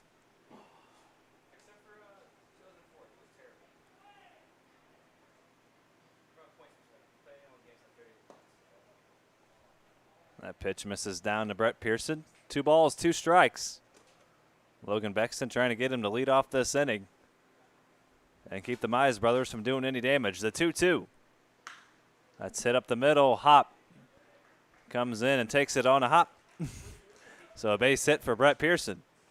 You crack yourself up, don't you? I do. But how great is tonight, Shane? I mean, we got a nail-biter here in the bottom of the 6th. We got Blues and the Cardinals both in action. We got a hockey game and a baseball game. I mean, both in action. That should be music to sports fans' ears in St. Louis. And then you also got a nail-biter here at CarShield Field in the bottom of the 6th in a 1-run ball game. Man, oh, man. Blues, albeit, I know just a practice game, but it's still skates on ice, sticks on pucks. You got hockey and baseball happening tonight. I mean, it's sports are back. Great moods going on. You can get lost in the Blues and the Cardinals. And now at CarShield, we got a nail-biter coming down, Shane. Get to the edge of your seat now. Well, a couple months ago, those words were in the back of our minds, almost erased from our minds, at least for that time. And to be able to say that now, as St. Louis sports fans, man, you got the Cardinals. You're rocking and the Blues gear tonight. Oh yeah. And Mize hits that one to left. Piper to the wall. He leaps and it's gone. An opposite field home run for Carter Mize. And he is homered in back-to-back games. A 2-run shot here in the 6th makes it 7-4. Huge runs right there for the Cornbelters to extend on their lead. They wanted to separate the difference. They know what the Eagles can do in the final frame. And how about the second homer in as many days to both fields? He goes Oppo here. He pulled it and hammered it last night. A couple bombs for Carter Mize. Like to see him get going. He's so talented. You mentioned the reigning Metro League MVP last summer. We know he can tear it up, tear the cover off the baseball, and he's starting to come alive here in the latter part of the month. And he's got his second home run in as many days. And just when we're talking about you won't see him hit a lot of balls to left field, what does he do? Sneaks one over the left field wall for a home run. Hey, if they're going to just pitch you outside and think you're going to pull it, and then eventually they'll stop putting the shift on you. And hit them where they ain't. And there ain't anybody. There's nobody out there beyond the wall. There's a strike to Drew Mize. There's nobody out there. There's no.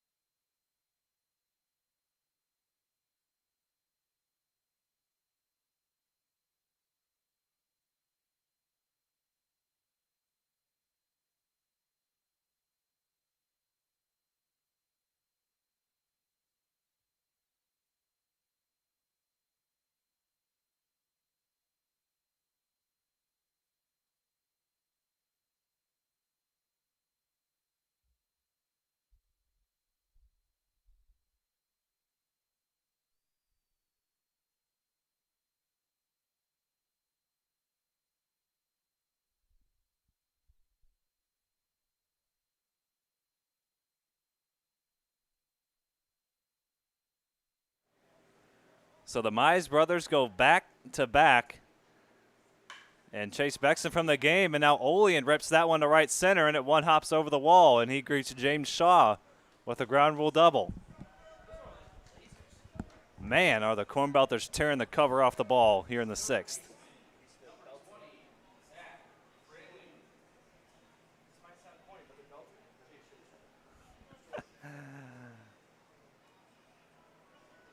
So a double for Olean. They're just tearing the cover off the baseball. They are. I mean, doesn't matter what pitcher's in there. The Cornbelters' bats have come alive. And this is exactly what they need, Shane. They know what the Eagles can do. Getting some needed insurance. Bexton came out there, Shane. It was a one-run ball game, but things getting broken up. And still nobody out in the inning. 4 straight hits, 2 homers, a single, and a double. And the Mize brothers go back to back. Both opposite field home runs. Carter, the left-hander, goes to left, and Drew Mize sneaks it over the right field wall.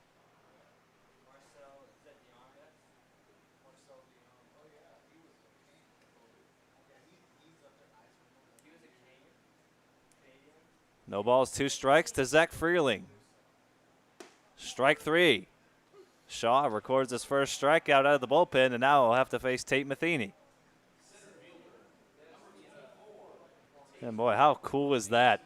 The 2 brothers hitting back-to-back in the order, and they hit back-to-back home runs, both to the opposite field. And there, Olean's going to try to score, and he is out. Oh, he slides around the tag.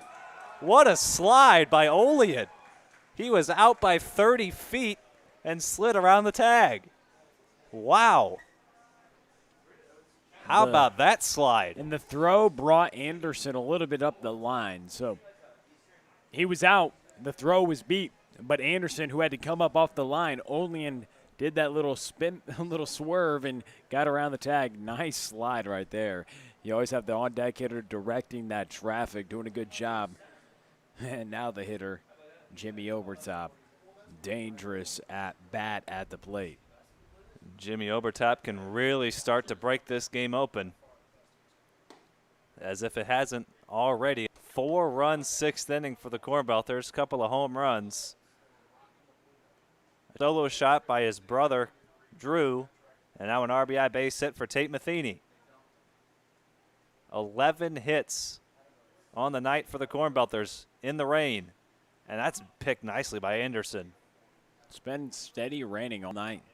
It hasn't stopped. Yep. We started at first pitch exactly at 5:30. We started this ball game right on time.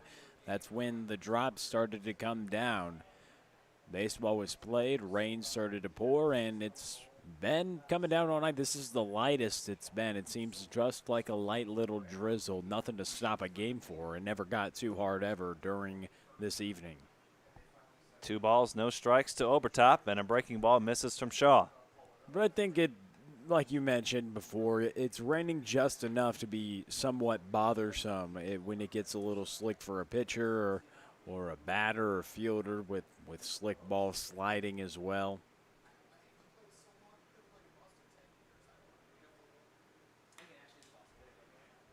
Obertop swinging 3-0. Fouls it back, 3 balls, 1 strike. You don't mind it. Mm-mm. Obertop already with a home run today. He has some big-time power to right center. Just has a great approach at the plate. And a hitter's count here again. Look for another fastball. Now 3 balls, 2 strikes. Obertop swinging 3-0, swinging 3-1. Now has to protect on 3-2. 4 runs on 10 hits, 1 error for the Eagles, 9 runs on 11 hits for the Cornbelters, 3 of them leaving the yard. 2 by players with the same last name and who live in the same household.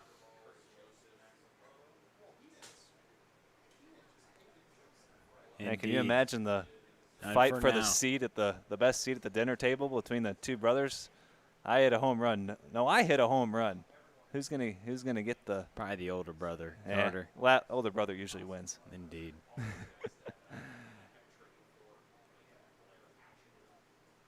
Drew does have 3 hits though. Carter just 2. As Overtop swings and misses. It's a good point, Shane. They both went opposite field. Drew with 3 hits. Maybe you can get him one up him. They live in the same household, but both go to different local universities. Drew was a commit to Lindenwood out of high school. Carter was at St. Charles Community College and then took his talents to Missouri Baptist, where he's a mainstay in their lineup, and you can see why the last couple nights really starting to come around.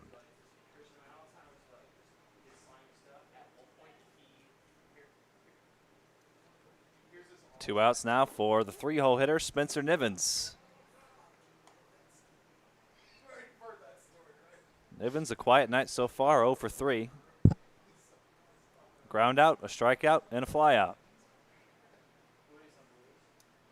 The rain has just been steady all game long. Not enough to halt play, but it has not ceased the entire ball game. It started literally right as the first pitch was thrown. Right around 5:30 this evening. Going on 2 hours of game time, approaching 7:30 Central Time.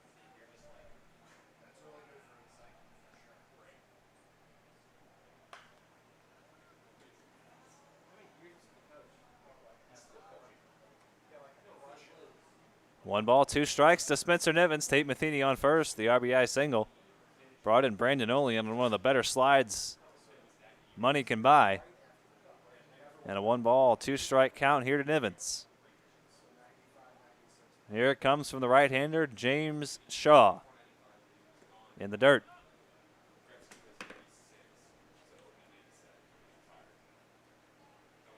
James Shaw out of Harris Stowe has thrown 13 innings, coming into play tonight at 3.77 earned run average. 13 strikeouts in those 13 innings. 11 hits, 7 earned runs. And this is 9th ball game. Leads this team in appearances. He's been used quite frequently here this summer, trying to get the final out of the 6th. And that's sprayed out of play. We'll try it again.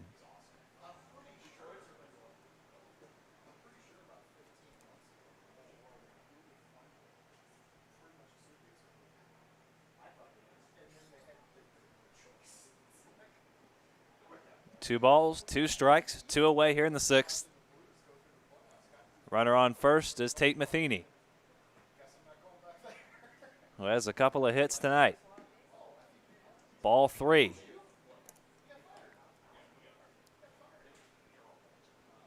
So we look ahead to the top of the 7th. It'll be the heart of the Eagles order. Eads, Jacobson, and Anderson, 4, 5, and 6. They'll be facing at least a 5-run deficit. Can Spencer Nivens add on to it? Matheny will be off with the pitch. Ball 4. So now the 9th man to come to the plate in the inning, Kyle Vance. The Cornbelters have batted around. So now Kyle Vance, a 2-out RBI chance.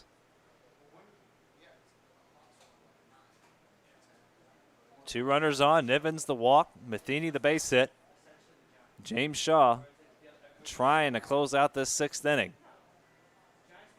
The man who started this inning with a base hit, Brett Pearson, is on deck.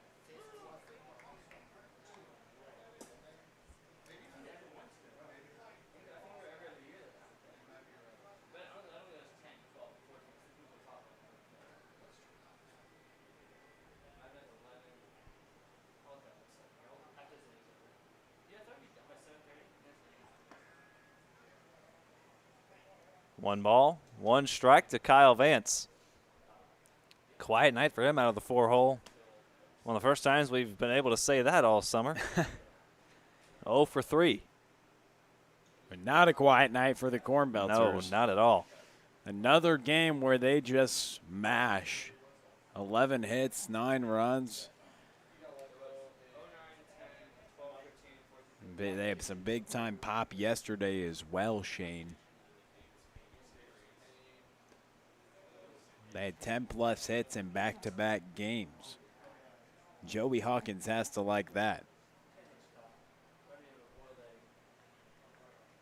7 runs yesterday, but the pitching staff couldn't get it done, and they lost 8-7, now leading 9-4. So the Cavemen have scored 20 runs the last couple games. Cornbelters have scored 16. Swing and a miss by Vance. 2 balls, 2 strikes, 2 runners on, 2 away in the inning. James Shaw trying to get this final out. Kyle Vance trying to extend the inning to Brett Pearson. Cornbelters have already scored 4 this inning. Check swing in the dirt. A long inning for Eagles pitching. This is the 9th man to come to the plate, and the runners will be off, so a base hit will score at least 1. Matheny runs well at second, Nivens likewise at first. The 3-2 coming from James Shaw. Ball 4. Bases loaded. And now Brett Pearson will get his second at-bat of the inning. So the Eagles came into this inning with a goal of, okay, a 1-run game, and now it's been broken up by the Cornbelters, Shane. The Eagles are known for making a comeback, but they're making it tougher on themselves by not getting these outs, letting the Belters bat around here. A real struggle right now to get this out. And Brett Pearson started this inning with a base hit. And he fouls that first pitch away.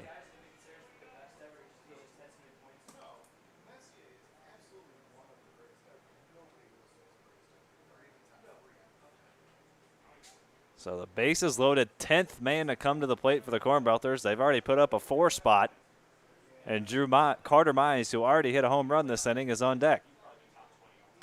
And that's hit up the middle. Jones on a hop flips to Jacobson at second. Cornbelters strand the bases loaded, but the Mize brothers, the brothers Mize, go back-to-back. And the Cornbelters score 4 in the bottom of the 6th. They'll try to close it out in the 7th. Right after this, the Eagles trailing by 5. Do they have a comeback in them? It's going to take a lot. Can they do it? We'll find out right after this. 9-4, Cornbelters.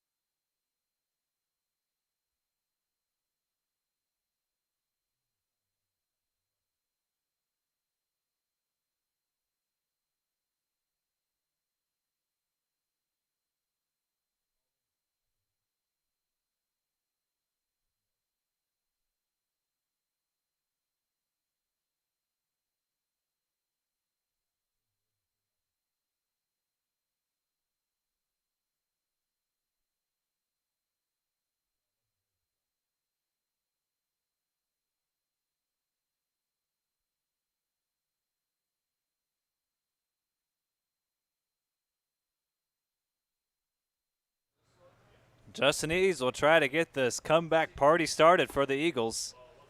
They trail by just 1, 5-4 heading into the bottom of the 6th, but the Cornbelters and the brothers Mize had other plans. They put up 4 in the bottom half of the 6th, 3 coming off the swings of Carter and Drew Mize, and they go back-to-back Oppo tacos. And a check swing by Eads. He did not go 2 balls, 1 strike. Eads hit the ball well his last time up, lined out to Brandon Olean in left field. He's got a 3-1 count here against Rob Parks. If our count serves us correct, we've only had 3 1-2-3 seventh innings all summer. And we're not going to have one here unless Parks can induce a double play.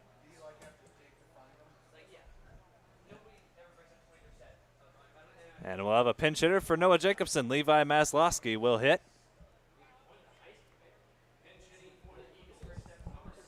So a leadoff walk to Justin Eads. And now Rob Parks will face Maslowski with a runner on first and nobody out. And he looks at a strike. No balls, 1 strike. Maslowski still searching for his first hit of the summer. He'll look to come through here in the 7th with a 9-4 Eagles deficit. He fouls that one back.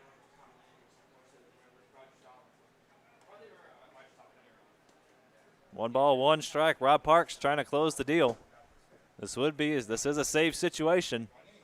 He came in with a 5-2 lead, 5-3 lead rather, as he strikes out Maslowski for the first out.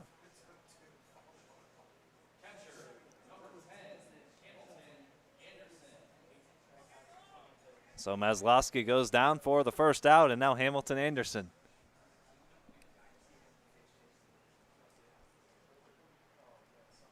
So the move to the pinch hitter doesn't pan out. That's hit slowly to the left side. Freeling charges and bobbles. And everybody's safe.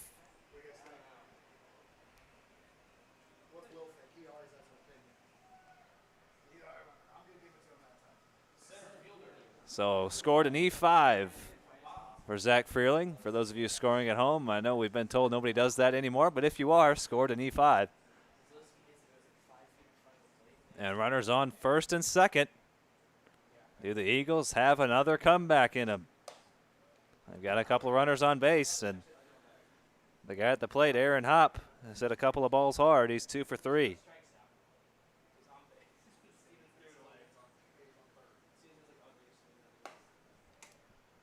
And 2 balls, no strikes, and Obertop will have a word with Parks.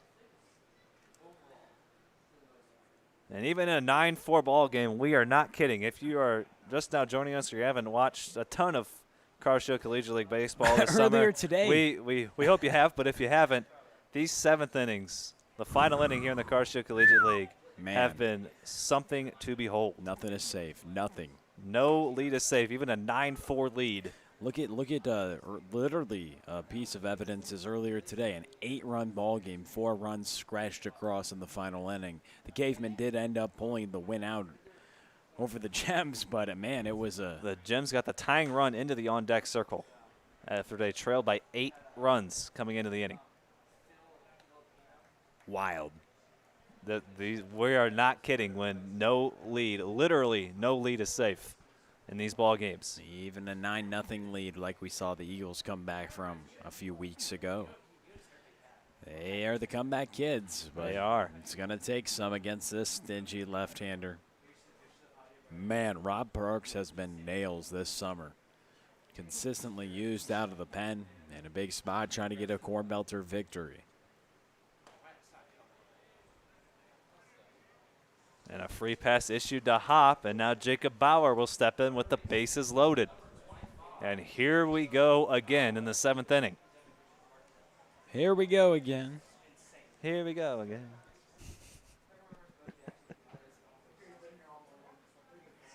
Shane Holsey can sing a little bit for you guys. I can sing, but the optimal word you're leaving off there is well. Not singing very well. I can sing, but it's not going to sound very pretty. Might want to turn down the volume on your computer or television if either one of us starts singing. Let's be honest. Most people have the volume off. At this point, might be better. No balls, 2 strikes to Jacob Bauer. And he fouls it straight back. Would you have caught that? Indeed, I'm ready today. Some days head I on get a caught swivel, sleeping, big boy. But that went right back to the folks at home's living rooms, like you like to say. Right back into your living room, and Rob Parks working quickly. The 0-2 outside. Good eye by Bauer. He had a base hit his last time up. He's driven in a run and scored a run. 1 ball, 2 strikes. The Eagles trying to come back in the rain. The 1-2, strike three called. Rob Parks says ring him up, and he's 1 out away from shutting the door. The Eagles have gotten the tying run into the on-deck circle. That's as far as the Gems got in the earlier ball game. Can the Eagles get any farther? We shall see. You say Rob Parks wants to shut the door. He wants to slam the door. He needs to get out of here quick because these Eagles can come back. We know they can. They got the bases loaded, looking to do some damage. Rob Parks looking to slam the door shut. The guy at the plate right now has a couple of hits. The Eagles have 11 hits in the ball game. 11 hits for both teams. And 11 hits for the Eagles. All of them have been singles. The difference, the Cornbelters have put 3 balls out of the ballpark. Swing and a miss from Jones. No balls, 2 strikes. 2 coming last inning from a couple brothers who mashed the baseball. Mr. Carter and Drew Mize. Mr. Mize bombs. No balls, 2 strikes. Foul ball. Never easy to put these teams away in the 7th inning.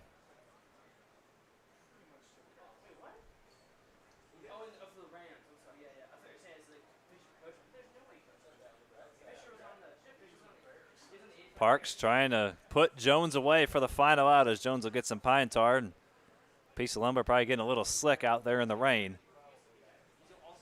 The rain has let up a little bit, but still falling. Rob Parks trying to put the Eagles away inside. White Parks gets the ball, does not waste any time, gets right back on the rubber. He's ready to go. The 1-2 coming from Parks. Swing and a miss. The Eagles strand the bases loaded in the final frame, and Rob Parks closes out a 9-4 Cornbelters victory, and they overtake the Eagles. Well, they came into this game in a virtual tie for first place, but the Cornbelters moving to sole possession of first place. They move to 10, 7-2. Eagles fall to 10-9. 11 hits aside, 22 hits between these two ball clubs. But the difference, the 3 homers, 2 coming by the brothers Mize. Maybe they need to start a band of home runs for the Cornbelters. 3 of them in the ball game, 1 by Overtop, 2 by the Mize brothers. The Cornbelters win it 9-4. We'll have game 2 coming up for you in just about 25 minutes or so. Hoots and Falcons coming up, the final game of 3. Stick around. Hope you can join us. And hopefully the rain doesn't stick around, but hey, we'll keep playing through it. 9-4. Cornbelters win it. We'll be back with you in about 20 minutes or so. Stick right with us.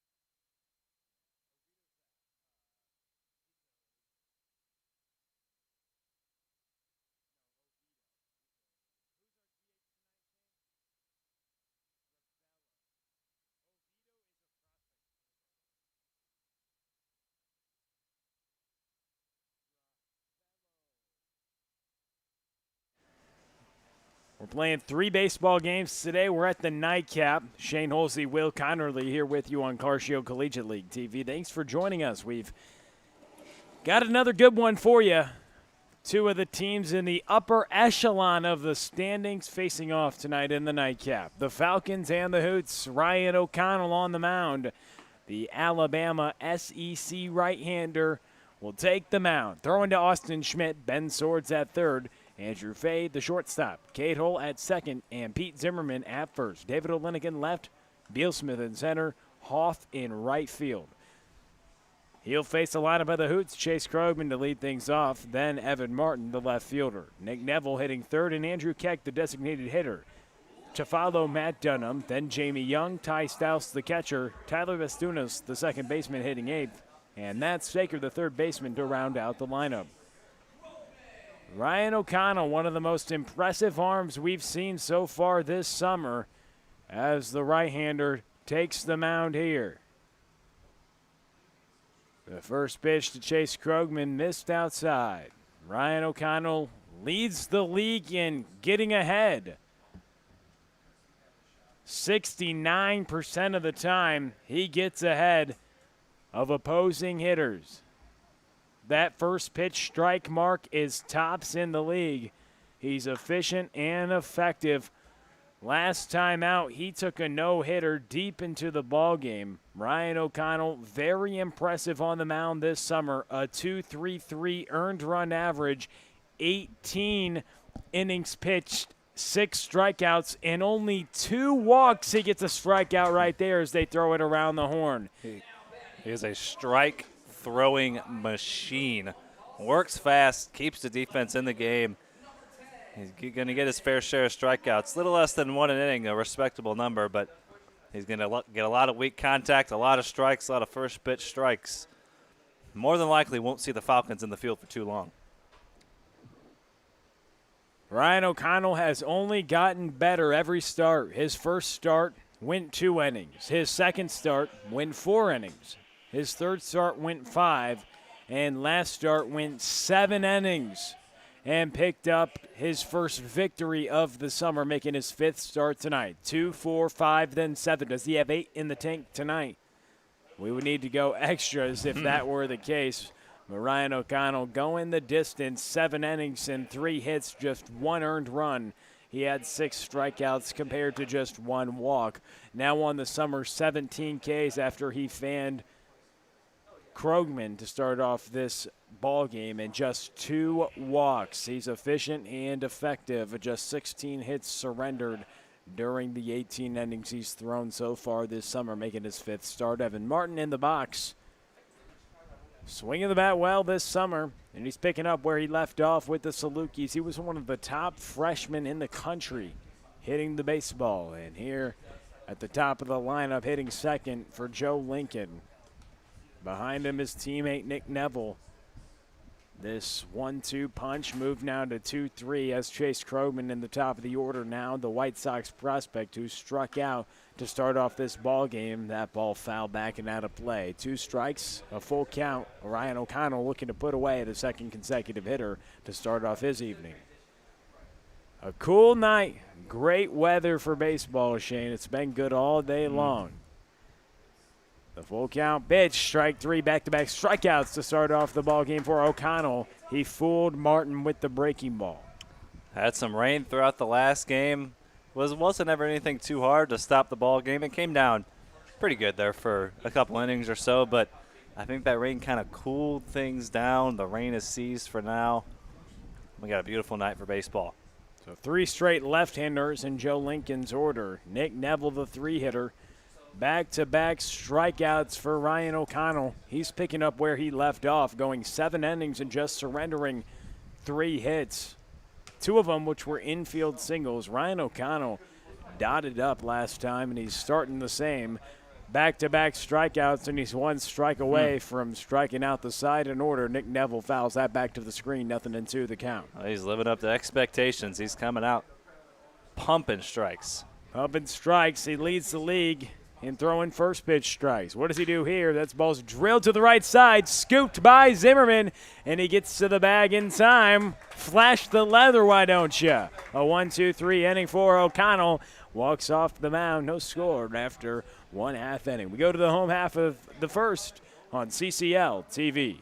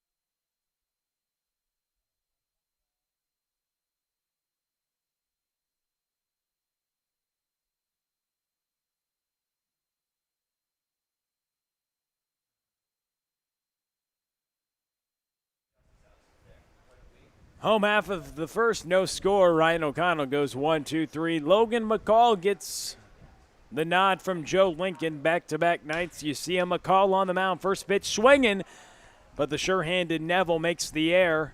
And that's a runner on base to start off this ball game. Beal Smith, first pitch swinging, but an E6, and that brings up Pete Zimmerman. Boy, that's not something you see very often. Nick Neville just kind of olayed that, just kind of tried to field it off to the side with one hand. That's very, very uncharacteristic of Neville. So Zimmerman up with a runner on base, first offering. Before we get to introduce the lineup, Beal Smith aggressive, same with Zimmerman. First two pitches from Logan McCall. The Falcons hitters come out swinging. They need to come out swinging as their offense has struggled the last two games, Shane. Just a couple of runs. Not many hits, just struggling to string hits together. They'll get maybe a hit, a leadoff hit to start the inning, and then the offense just goes flat after that. And ever since that big game with the bat flips and everything, that's been a lot of crickets in this Falcons lineup. Fourth appearance for Logan McCall. The second start. Last start, he went 4 innings, surrendered 7 hits, 5 strikeouts, and 1 walk. Did have 3 hit by pitches as well. And this ball's drilled way gone. You can kiss it, but goodbye. Pete Zimmerman clears the bleachers out there. My goodness. Oh, my word. Gee. You think you got a hold of that one a little bit? You think? Absolutely squared that ball up, and that was gone as soon as he took a swing on that one. The recent Astros signee touches them all. 2-0 early for the Falcons. We talked about the slow offense. They hadn't really put runs together. They only manufactured 2 runs the last 2 games. And before that, they had the big 3-home-run inning. But Pete Zimmerman, why don't you touch them all? A 2-run shot. Good Lord. Oh, my goodness. That is a candidate for the farthest home run we've seen. If not the farthest, the hardest hit ball. Jeez. He made it easy to call. That was forgotten in a hurry. I wish we could get the StatCast on that. Goodness. That caught a few eyes. We know he caught a lot of eyes in his days with the Missouri Tigers. A standout, interesting career. He originally went to Tulane, then SLU, then San Jack, then Mizzou, and now a signee with the Houston Astros. Wade Stouse at the plate, a 2-0 Falcons lead. Right away, they get on top of the right-hander, Logan McCall. Stouse hitting third, so Beal Smith got on base. It was the E6, and then the 2-run home run from Zimmerman. Stouse in the box, Schmidt on deck, then to follow Swords, Hoff, Hull, Fay, and then Olenek. So Stouse, Schmidt, and Olenek all in the lineup. Those were the three that belted that 3-home run inning against the Cavemen a few days ago, but ever since then, that Falcon offense had been quiet until Pete Zimmerman wakes it up. 3 straight runners getting on base. Pete Zimmerman touched them all with a 2-run shot, and it's followed by a walk to Wade Stouse. Austin Schmidt comes to the plate. Pete Zimmerman getting going for this offense. I thought it was scary before he joined the team, but look out now. All hands on deck. The Hoots pitching, some of the best in the league. Their earned run average as a team right around 2. But they're going to need to not limit any more runs tonight, or that's going to go up, and it's the toughest test, the best power-hitting team in the league. The middle of this order, Zimmerman, Stouse, and Schmidt. Schmidt at the plate, the league leader in home runs and runs batted in. Facing off against the right-hander, Logan McCall. Throwing to Ty Stouse. Staker and Neville on the left side of the infield. Bastunas at second, Dunham at first. Martin in left, Krugman in center, and Young in right. An error, a home run, and then a walk brings up the cleanup hitter, Austin Schmidt. A 2-0 ball game. Wow, Pete Zimmerman. Gee whiz. That was fun to watch. I think that sound is still echoing throughout the ballpark. You hear that? The ball just landed. It said they just we just got word. But, man, Matt Westfall earlier this summer hit a ball, and it drilled way over the bleachers, and we had to look out for the neighbors. But that one topped it. That one cleared everything out there. Long gone baseball. I hope they're able to find it. But strike 3 from Austin Schmidt. He doesn't like the call, but walks back to the dugout. I think they did find it, but they had to go a long way back there to try to find that. Surprised that didn't ricochet back on the field that was hit so hard. An adventure back there to find the ball hit by Pete Zimmerman. Made this ballpark look tiny. He has big-time pop. It is tiny for the power hitter as that ball's fouled away to the right side after Austin Schmidt gets caught looking. Well, heads up to the intern down there. That is back turned. Some balls hammered over to the concourse. He's that party patio over there where some interns stand and monitor the situation. You got to watch out. You got to watch out for this hitter at the plate as well, hitting above 300 this summer. Ben Swords, the third baseman. An air, home run, walk, and then strikeout. An eventful bottom of the first so far. Just one hit, but Pete Zimmerman made it count with a 2-run shot. A strike right there on the breaking ball. I tried not to laugh during that home run. I was just starstruck right there. He was bug eyes. Wow. Need the binoculars to see where that one landed. That's fouled back, but man, I mean, I don't know. Zimmerman jumps on that, especially for the count he was in. Laid into it. I mean, it cleared everything out there. Hitting with the wood bat. It's good to see him come around with that. You know, at the college level, a lot of times, I mean, at Mizzou as well. I mean, that's what you use in the minor leagues, and that's where he'll be playing in next year. And he has a big-time pop.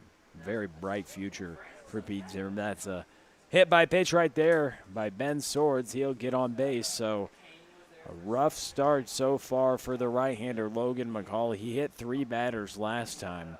A hit by pitch right here, a home run, a walk, and an error have complicated things this inning. 2 runs already across on the Pete Zimmerman home run in the bottom of the first. A 2-0 ball game, but 2 runners on and just 1 out for Alex Hoff, the Maryville outfielder. And Pete Zimmerman said, "You're looking for offense? Here's some."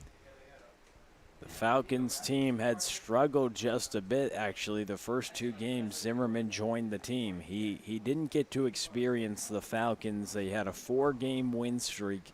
When Zimmerman joined the team, they went 2 games just scoring 2 runs, and he comes to the squad to lead off the night here in the 3rd game of the day and makes a statement.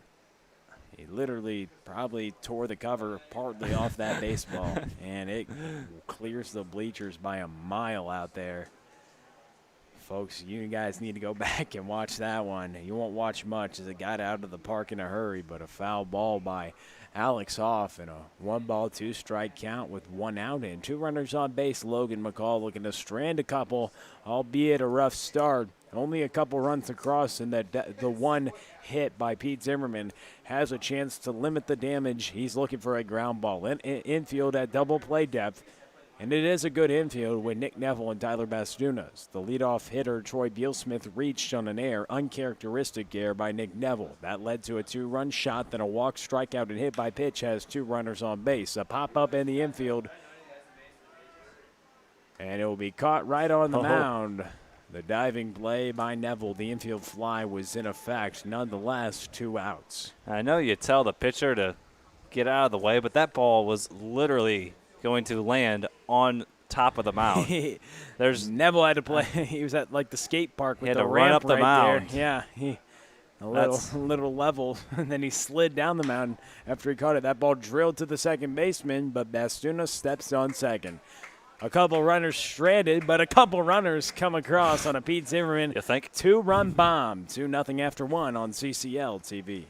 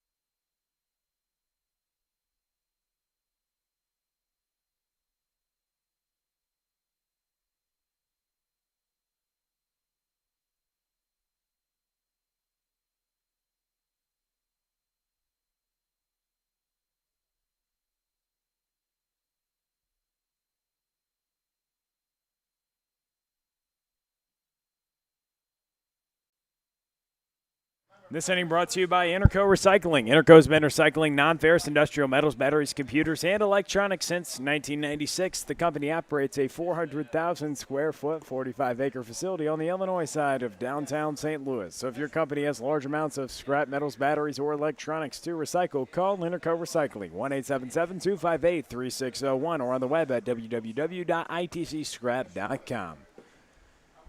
Ryan O'Connell went 1-2-3.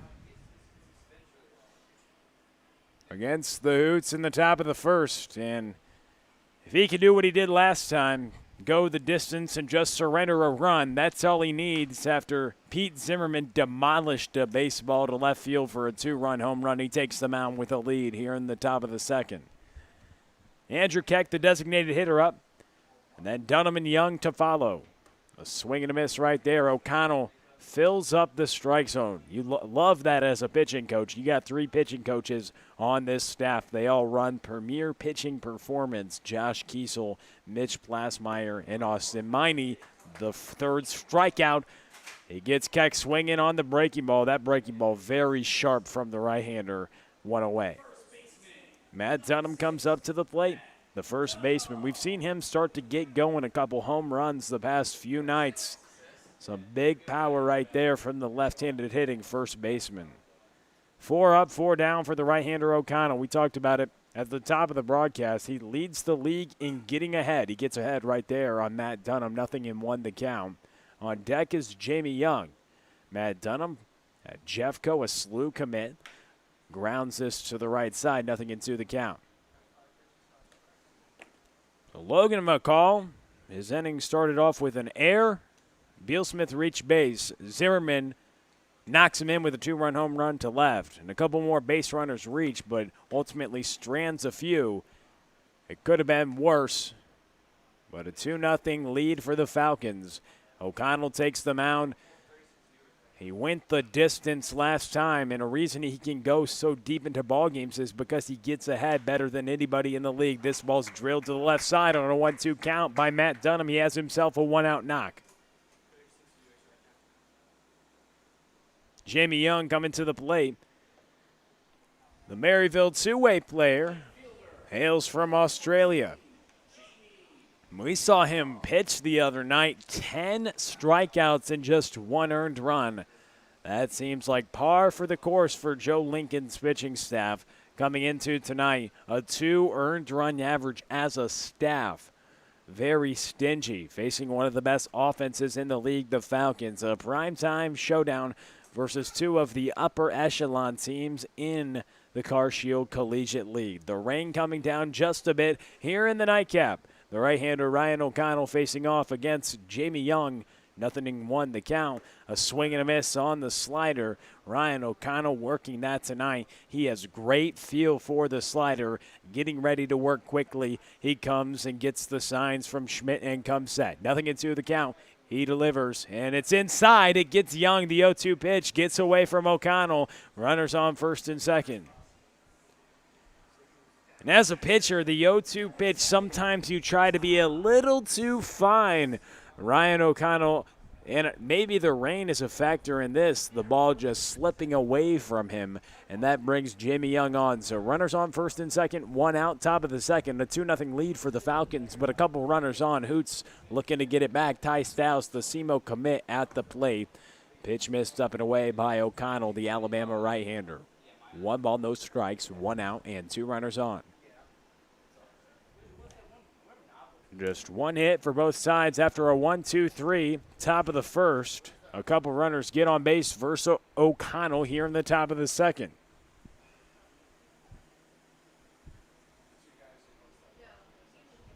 Now falls behind to the 7th place hitter, Ty Stouse. The 8th place hitter, Tyler Bastunas on deck. O'Connell working with Austin Schmidt tonight, the catcher. We've seen him and a little bit of Wade Stouse, the 2 backstops that rotate for Josh Kiesel's squad. The 2-0 slider missed low. 3 balls and no strikes. Ty Stouse.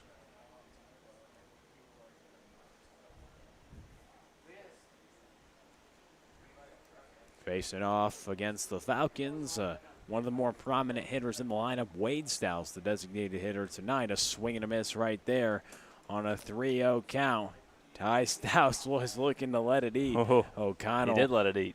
Yeah, O'Connell, though, fooled him with a breaking pitch on 3 balls and no strikes. What confidence you have right there. Oh, no, umpire says it's 2-2. He changes it up on us. Excuse us. The scoreboard was wrong, so 2 balls and 2 strikes with runners on first and second. The pitch missed low, and now the count runs full. So full count, 1 out, runners on first and second. Ty Stouse at the plate, the catcher.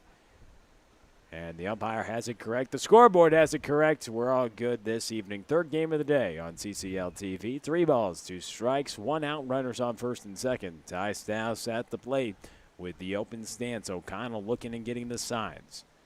Hoots surrendering a 2-run shot in the bottom of the first.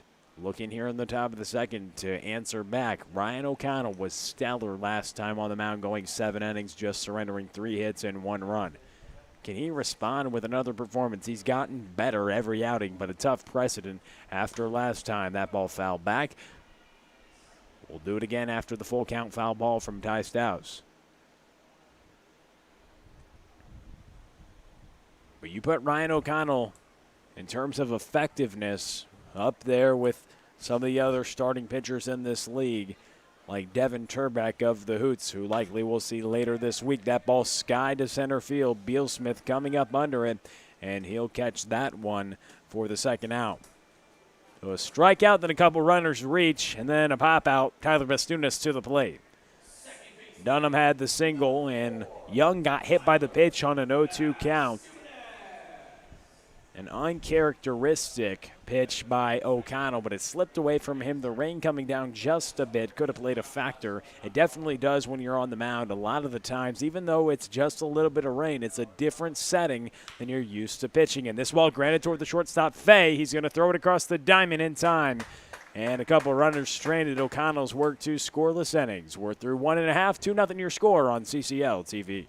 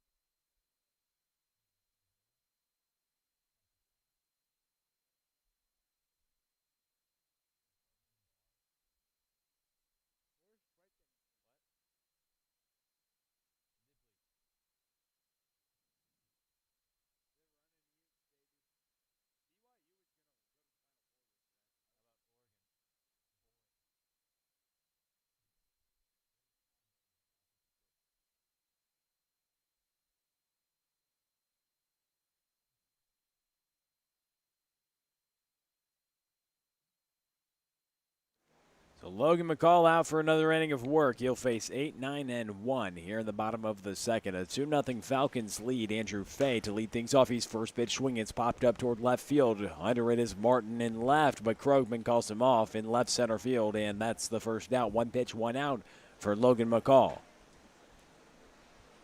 Shane Holsey with us on CCL TV. David Olenek now coming to the box. He had an emphatic bat flip a couple games ago.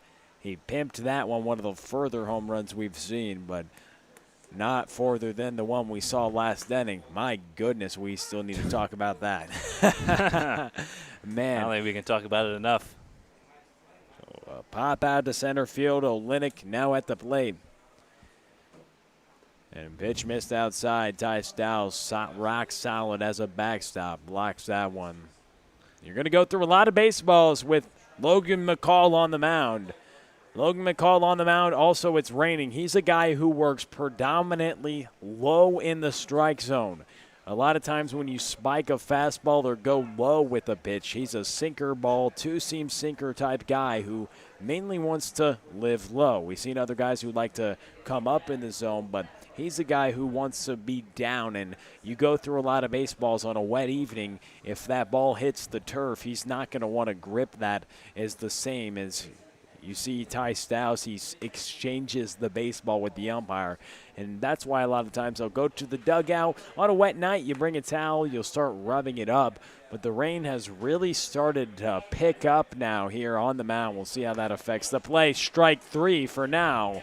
Lennox doesn't like it, shakes his head, but the breaking ball drops in there on the black. A nice pitch from the right-hander. 2 quick outs here in the bottom of the second. Beal Smith comes to the plate. He reached on an error last time and then came around to score on the Pete Zimmerman 2-run shot. So look who's on deck. Ty Stiles, we talked about it a lot. He's rock solid as a backstop. Not much gets past him in the dirt. Seems like he's got a magnet on his chest protector. A brick wall. That ball grounded away. It's always fun to throw to a catcher. I think it actually affects what the pitcher does when a catcher is so good at blocking things. It means when runners get on base, you don't have to be concerned about burying your breaking ball as that pitch runs inside for a strike. Especially with runners on base or runners in scoring position, many pitchers could be fearful of getting the ball behind the catcher. If he's not good at blocking a pitch, you have that fear, and you won't bury it. You'll hang the breaking ball, and then it gets ambushed. So it gives a pitcher much more confidence. That ball drilled.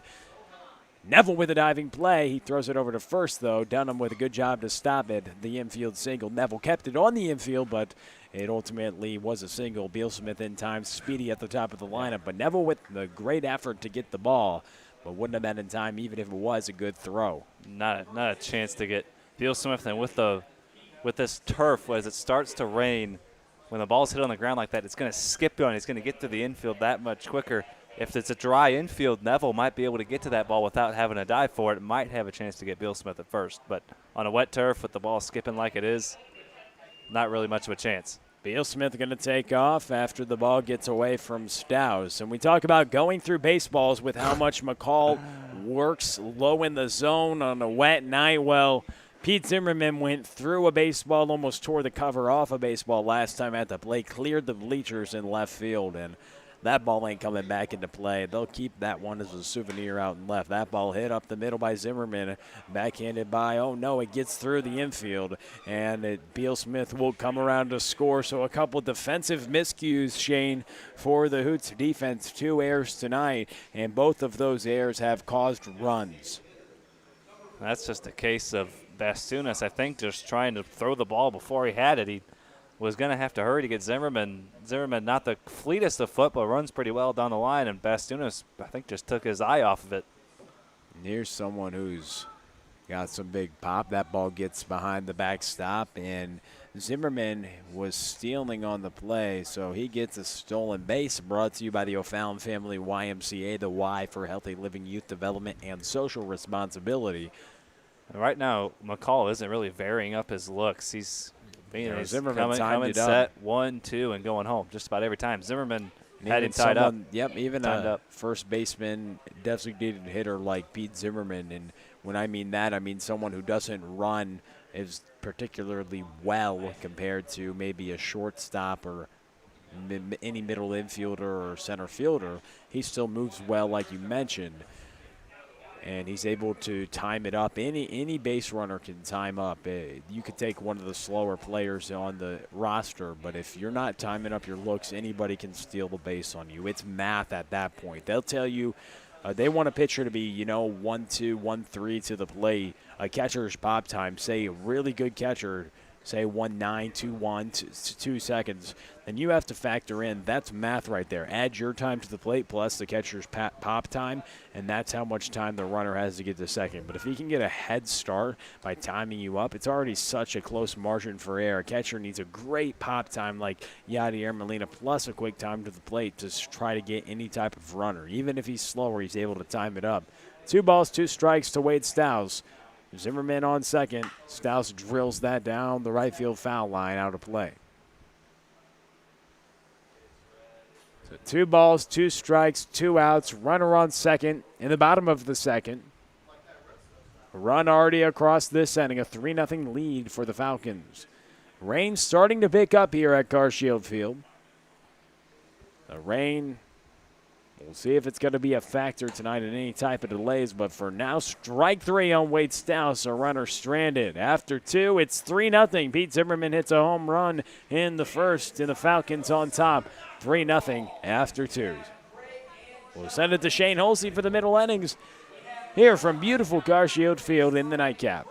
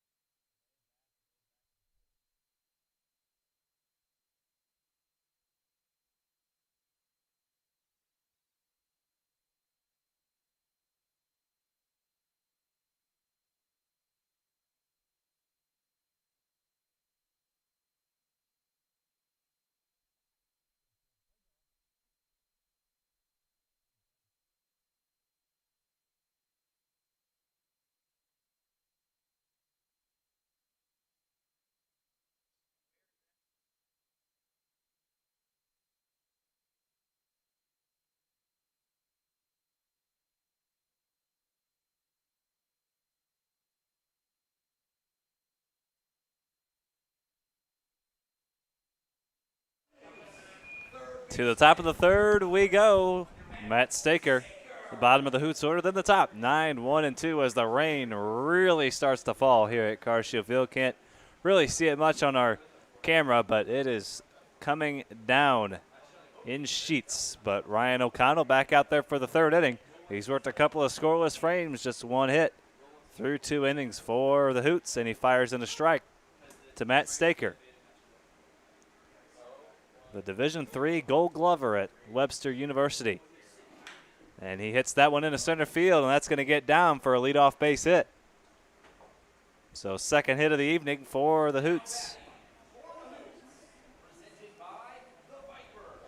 So Staker, the bottom of the order, gets on base for now the top, Chase Krogman.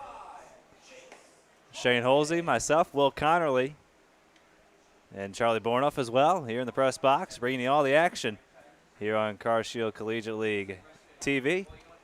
If you haven't already, give us a follow on social media at CarshieldCL. Follow us on our personal Twitters as well, at Shane Holsey6 and at Connerly Will. You can find us there as well. And now back-to-back base hits, and Staker is going to hold at second base. Back-to-back singles for the Hoots.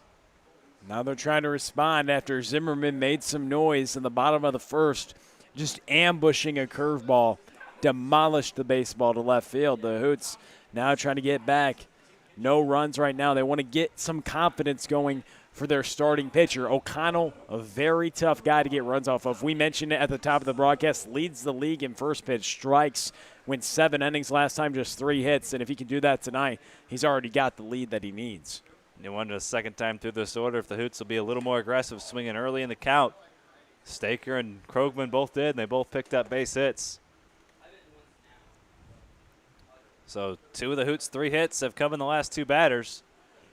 And as the rain starts to fall, as it starts to pour, the Hoots are starting to pour out the base hits. They said, they were telling me before the broadcast, someone said when it rains, it pours, but I wasn't sure who said it, but that, I guess that is prevalent right now. But for O'Connell, he worked out of a jam with 2 runners on the base pass last inning. We'll see if he can come through again. That's hit to first. Zimmerman's going to go to second. Can they turn 2? Not quite. They do get the runner at second base, so that keeps the double play in order. With 1 away, now runners on the corners for Nick Neville. And that's a good play by Zimmerman to at least do that, to know, hey, I can get the double play in order. O'Connell's a guy who has a ton of arm side run coming in on hitters' hands. He's a guy who can get another ground ball. Very effective ground ball pitcher because he consistently lives low in the strike zone. And a quick note there, that was Dominic Cusimano, not Evan Martin, just at the plate. So a pinch hitter, we failed to catch that. We kind of just skimmed right over our heads. But Dominic Cusimano was on first base. Now Nick Neville with runners on first and third. So Martin is pulled from the ball game. Cusimano on first base. There's a strike to Neville. No balls, 1 strike. Cusimano played a little bit of outfield as a freshman for the Sycamores, so he'll be in left doing a fine job. We've mainly seen him in the infield, but Lincoln going to go with him in the outfield. Runners at the corners, though, big time for the Hoots to execute with the middle of the order up. There's a swing and a miss from Neville. No balls, 2 strikes. O'Connell looking for the strikeout or the double play ball. And when we tell you the rain's coming down in sheets, it's coming down in sheets. It is raining that's hard. Beautiful play-by-play there. It's raining as hard as it has all night. No balls, 2 strikes. Fouled away.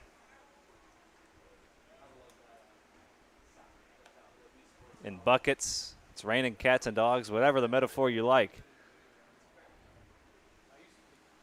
Which one do you like?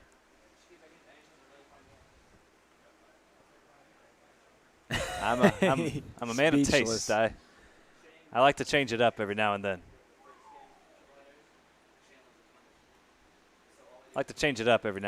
Do something different every time. I'm with it. No balls, 2 strikes to Neville. Long look by O'Connell, and Neville calls time. Important at bat. You want to respond after surrendering runs in the first 2 frames here in the top of the third. The Hoots especially with the 3-hitter up. Need to execute here. No balls, 2 strikes. Another foul ball. Good at bat from Neville. I mean, with O'Connell, you know what you're going to get. A lot of strikes, right?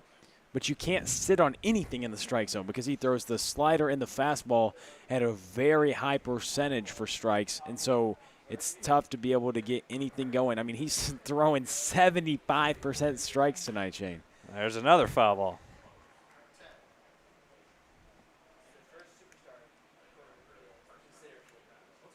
About 41 pitches, 31 strikes from O'Connell. And if you're a coach, you ought to love that.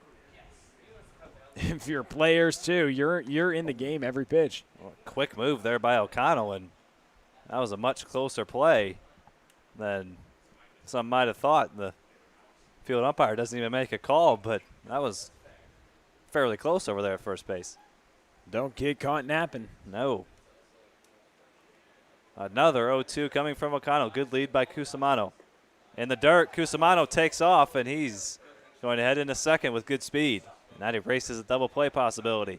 Huge. Not that it was much of a there. possibility with Neville at the plate. Exactly, but it's still big because Neville wanted to know what he does have a big possibility of, hitting a double. 7 on the summer, a double would for sure score a couple runs. With Cusimano at first likely to score, but it's a guarantee now. With a double from Neville. Mm-hmm. But it's tough to get a double with 2 strikes here. He needs to keep battling. Neville trying to drive in the first runs of the game, and he won't do it. He swings and misses. Huge strikeout there for O'Connell, number 4 on the ball game. And again on the slider, going back foot. 3 straight left-handed hitters on the top of the lineup for O'Connell. He got comfortable facing the left-handers, and he knew that with 3 at the top of the order for Lincoln, he ultimately was able to get comfortable working from the first base side of the rubber, throwing a back foot slider. No chance for Neville. That was a very well-executed pitch. Now Andrew Keck with a 2-out RBI opportunity, and O'Connell drops in a breaking ball that Keck swings through.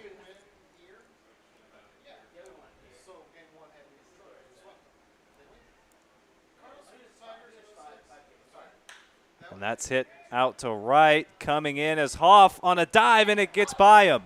2 runs are going to score, and Keck is going to have at least 2. A 2 RBI, 2-out double for Andrew Keck, and that cuts the deficit to 1. How about Cade Hull coming behind Keck? Cade Hull's the second baseman, and he goes and gets that baseball, Shane. Coming behind as Hoff took an aggressive play right there to dive and get the ball. So now 3-2 Falcons lead, and the tying run is at second base with Andrew Keck as he drives in a couple of runs. For Keck this summer, that's now 8 runs driven in 11 ball games. And here's a guy who's starting to swing a hot bat, Matt Dunham, with a base hit his first time up. Couple of home runs in the last week or so. And that's blocked nicely by Schmidt. 1 ball, 1 strike. A homer could tie it. He's already had both his homers were big, weren't they? Oh, no, homer would take the lead indeed, Shane. Mm-hmm. Mentioned a couple runs scoring on that Keck double. Man, a weird double, though, floating up in the air like that, Shane. Misspoke, though. Homer would take the lead, but Dunham's done that as well, hasn't he? One of his homers tied the game. One of them took the lead. And he's been good the last few nights. Can he come through here with 2 away as we head into the middle innings? Thank you for joining us here on Carshield Collegiate League TV tonight and all summer long. A rainy Wednesday evening here in O'Fallon, Missouri. As that pitch misses outside, 3 balls, 1 strike to Dunham. A loaded press box as well. Everybody trying to get some cover from this rain as it's starting to come down much heavier. I mean, these jerseys, they ought to hit the dryer after this one. They're going to be soaked. They're going to need it. Especially the Hoots jerseys, much thicker than every other jersey in the league. And a pick off at second, and Keck is out. Boy, O'Connell had his eye on him. He was watching him. Then he picks him off at second base. Hoots get a couple. We head to the bottom of the third. 2 RBI double by Andrew Keck. He continues to produce. 8 runs batted in for the SEMO catcher, the designated hitter this evening. Couple of RBIs for him. 3-2 Falcons as we head to the bottom of the third.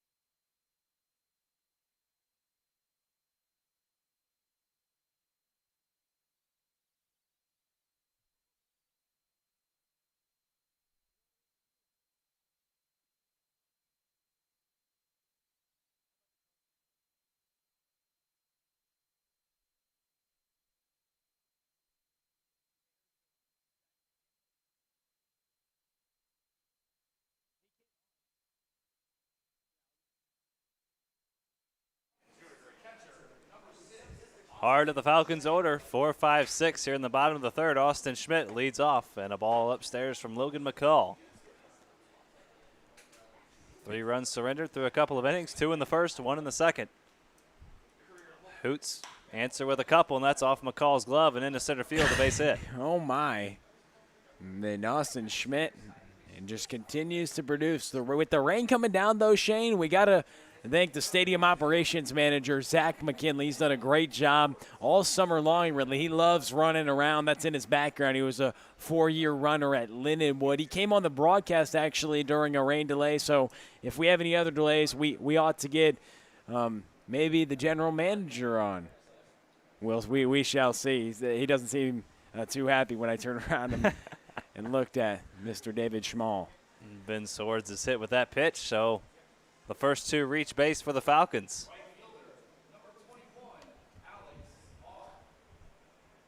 And give props to Mr. McKinley. If it wasn't for him, this place would be a madhouse. You ought to thank everybody around. They work around the clock to make this place just a wonderful experience for the fans and also the players here who get to compete and try to hone their craft during this time in the summer of 2020. Yeah, what an opportunity it is, and what an opportunity we have to bring it all to you right here on YouTube. Oh, it's tremendous. I can't thank the O'Fallon Hoots staff enough for allowing us to do this with Charlie Bornoff in the press box with us consistently. It's been fun, to say the least. We've had a ton of fun up here, but there's been a ton of fun on the field as well. I mean, you can just tell these players just really enjoy the game of baseball. They're coming out here, chomping at the bit to get some competition, and we've seen some great competition so far this summer. The standings, you look at them, they're close. A game tonight, deep into the season, you already see the winner would take first place in that one. You saw with the Cornbelters taking over the Eagles. We got flip-flopping every night in the table. It's a very competitive league here in the CCL.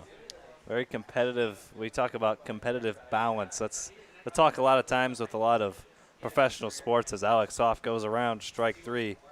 But the idea of this league was, 1, to get these players back on the field, and 2, to create a competitive environment and competitive teams that are as even as you can possibly. It's with a bunch of players, it's hard to make the teams as even as they possibly can be, but I think they've done about as good a job as you can do.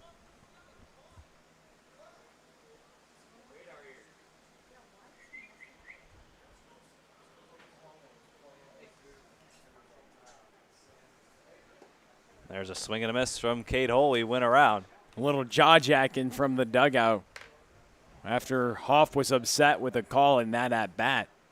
But ultimately he was retired, and the Hoots trying to work out of a jam. There's a called strike on the inside corner. Good running fastball there from McCall. He buried it right on the inside corner.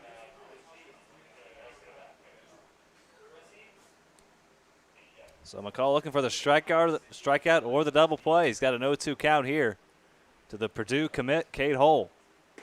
Check swing and a ball. And you talk about that competition. We talked about it earlier. I mean, with these players competing in training most of the year, you're indoors training. You get out here and to have competition in your blood, you need that. And another strikeout for McCall, so 2 down here in the inning.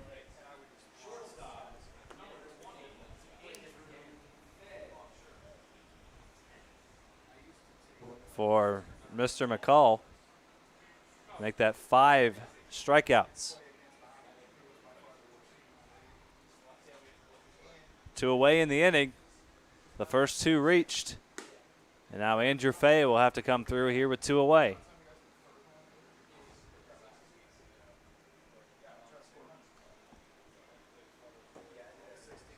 One ball, no strikes to Andrew Fay, the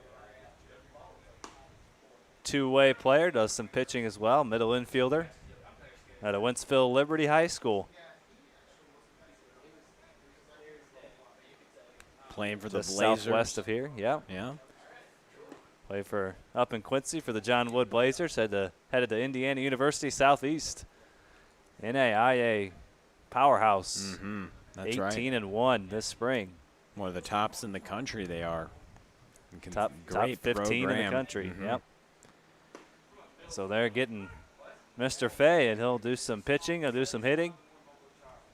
Yeah, he's a great dual threat, and the reason he puts together tough at-bats at the bottom of this Falcons order, he's a guy who a lot of time gets on base for the top of the lineup, can go the other way a lot, doesn't try to do too much. There's a breaking ball from McCall. 3 balls, 2 strikes. With 2 outs, the runners will be off with the pitch. Fay 0 for 1 on the evening, flew out to center field, leading off the second. Falcons looking to add on to their 3-2 lead. They've scored in each of the first 2 innings, trying to come through in the third. There go the runners, and a ground ball to second. Neville on the first, and Fay is retired. So the Falcons strand a couple. They've now stranded 5 runners on base, but they have a 3-2 lead as we head to the 4th inning.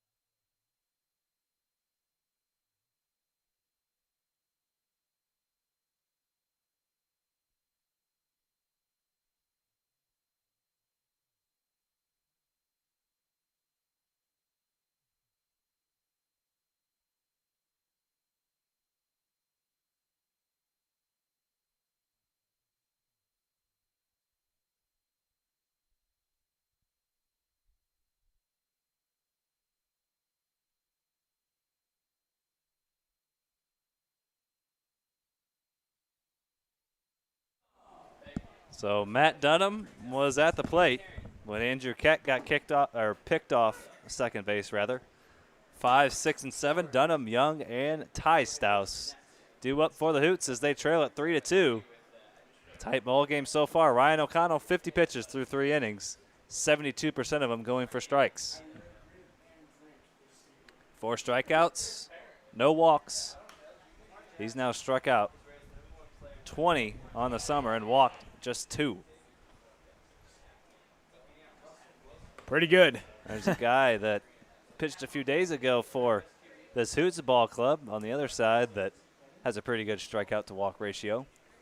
32 Ks, 2 walks. Devin Turbrack, is that who you're talking about? That's the guy. Oh, man. O'Connell's closing in on him. Add another one. Make that 5 strikeouts on the evening, and Dunham goes down looking. O'Connell is sharp. I'm telling you, he is nails. He sets up these batters and just puts them down, breaking ball after breaking ball. An electric breaking ball. He doesn't overpower you with mid-90s, upper 90s stuff, but his stuff plays in the SEC because he has a great breaking ball. There's a swing and a miss from Jamie Young, 1 strike. So make that 5 punch-outs and 21 on the summer for O'Connell. 5 on the evening.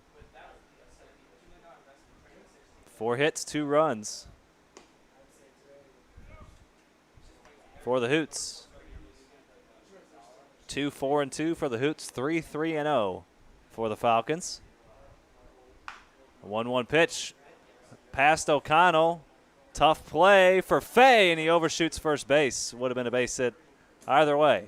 So an infield single for Jamie Young. O'Connell will probably tell you he probably should have had that comebacker. It just almost like he had a hole in his glove. That's what he's probably thinking. He just whiffed on it. Not an easy play by any means, just a reactionary play. Yeah, I was going to say, the reaction time, it's kind of just instinct. You can't really teach. No. I mean, you can't teach it. Sometimes those reactionary plays. You can work on some comebackers, but sometimes it's just so quick and hard to replicate in game with a hitter hitting it right back at you. I mean, no coach's fungo can sometimes do those things. So make that 5 hits on the evening for the Hoots, and now Ty Stouse with the runner on first base. Jamie Young is on base for the second time. He was plunked by a pitch And you see back in the second inning. Stouse in his right pocket got a big towel as a catcher, wiping down balls. Schmidt has one as well. There's a swing and a miss. O'Connell pulled the string on him. Boy, the way O'Connell changes speeds, pushes and pulls the throttle, it's something to watch. Oh, indeed it is, Shane. You get a pitching gem, it seems like, every time he takes the mound. The 1-2, swing and a miss. Man, he's got arm side running a half on that ball. That ball looked like it was at Stouse's hip, and it just bites back into the strike zone. Yeah, maybe it finished over the middle of the plate, but it started right at his hip. So deceptive, and that's why he gets the swing and the miss. The movement, incredible. The horizontal movement. I mean, look at that. That ball started on the outside corner and ends up right down the middle. I mean, you got a 3-pitch mix. You're going to go deep in the ball game. He's featuring the changeup that just floats arm side, a good fastball that he dots up to the corners. He spots a fastball in the inside corner and gets a rollover from Tyler Bastoon. That's another solid inning for O'Connell. He's through 4, and the Falcons lead it 3-2 as they come to bat in the bottom of the 4th.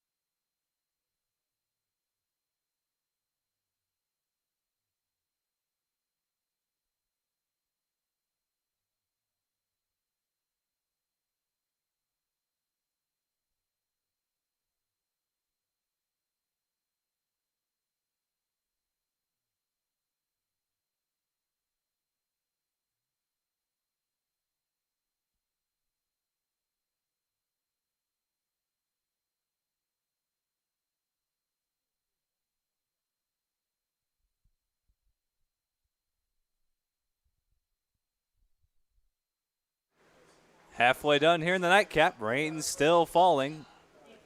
And the Falcons are on top 3-2. Logan McCall fires a strike by David Olenek. Olenek, and then the top of the order, Olenek, Beal Smith, and Zimmerman, 9, 1, and 2. The 0-1 from Logan McCall. Check swing, he went around. Olenek struck out looking against McCall. Back in the second, McCall 5 strikeouts, 1 walk. Those 3 runs, but just one of them is earned. 2 errors for the Hoots here this evening. 3 hits, 5 Ks. Yeah, the Ks have been there from McCall. And that's chopped slowly to third. Staker charging hard and gets rid of it quickly. And the Division III Gold Glover shows you why right there on a nice play. I was just going to say that, Shane. I mean, he may be out of position at third from where he plays from the Gorlocks, but put a Gold Glover anywhere on the infield, he's going to produce. And what I was saying before that is, I mean, both pitchers got the strikeout stuff working tonight. You see 6 strikeouts from O'Connell, 5 from McCall, working here in the fourth. And O'Connell 4 innings and just the 2 earned runs he surrendered. That one just gets away from McCall, and you look at those 3 runs on the scoreboard through 3 innings, and you're like, is McCall really pitching that well? Yes, he is. He's only given up 3 hits, just 1 walk. 2 of those runs came on errors, so only 1 earned run through 3 innings. He's pitched very well. And he gets another ground ball here, and it's past Neville. What are you going with that? That's an E6. Second error on the evening for Neville, uncharacteristic. So he let that ball play him. That ball was rough. That ball was hit hard. But it was hit hard. A tough play, and we know Nick Neville's been one of the more sure-handed shortstops tonight, but McCall going to have to pick him up. Last time Beal Smith reached on an air in the first, a ball was deposited over the bleachers. Oh. And now Beal Smith reaches first on an air in the fourth. We'll see what Pete Zimmerman can do once again. Can he make the Hoots pay? And Stiles blocks that in the dirt, but Beal Smith, great speed, heads out to second. Man, has Ty Stiles let up a ball in the – has any ball gotten past him behind the plate all season long? He's a brick wall. I mean, everything is blocked. Wade on deck, watching his brother go to work. But no, McCall, 5 strikeouts, 1 walk, and Shane, 1 earned run. People say, he let up a 2-run home run. Yeah, but Beal Smith, like in the first, the only reached run on an air just like he did just now. And that bat heads. Staker can feel just about any ball coming his way. Not sure if he can feel the bat. That bat went all the way into left field. Getting a little slick.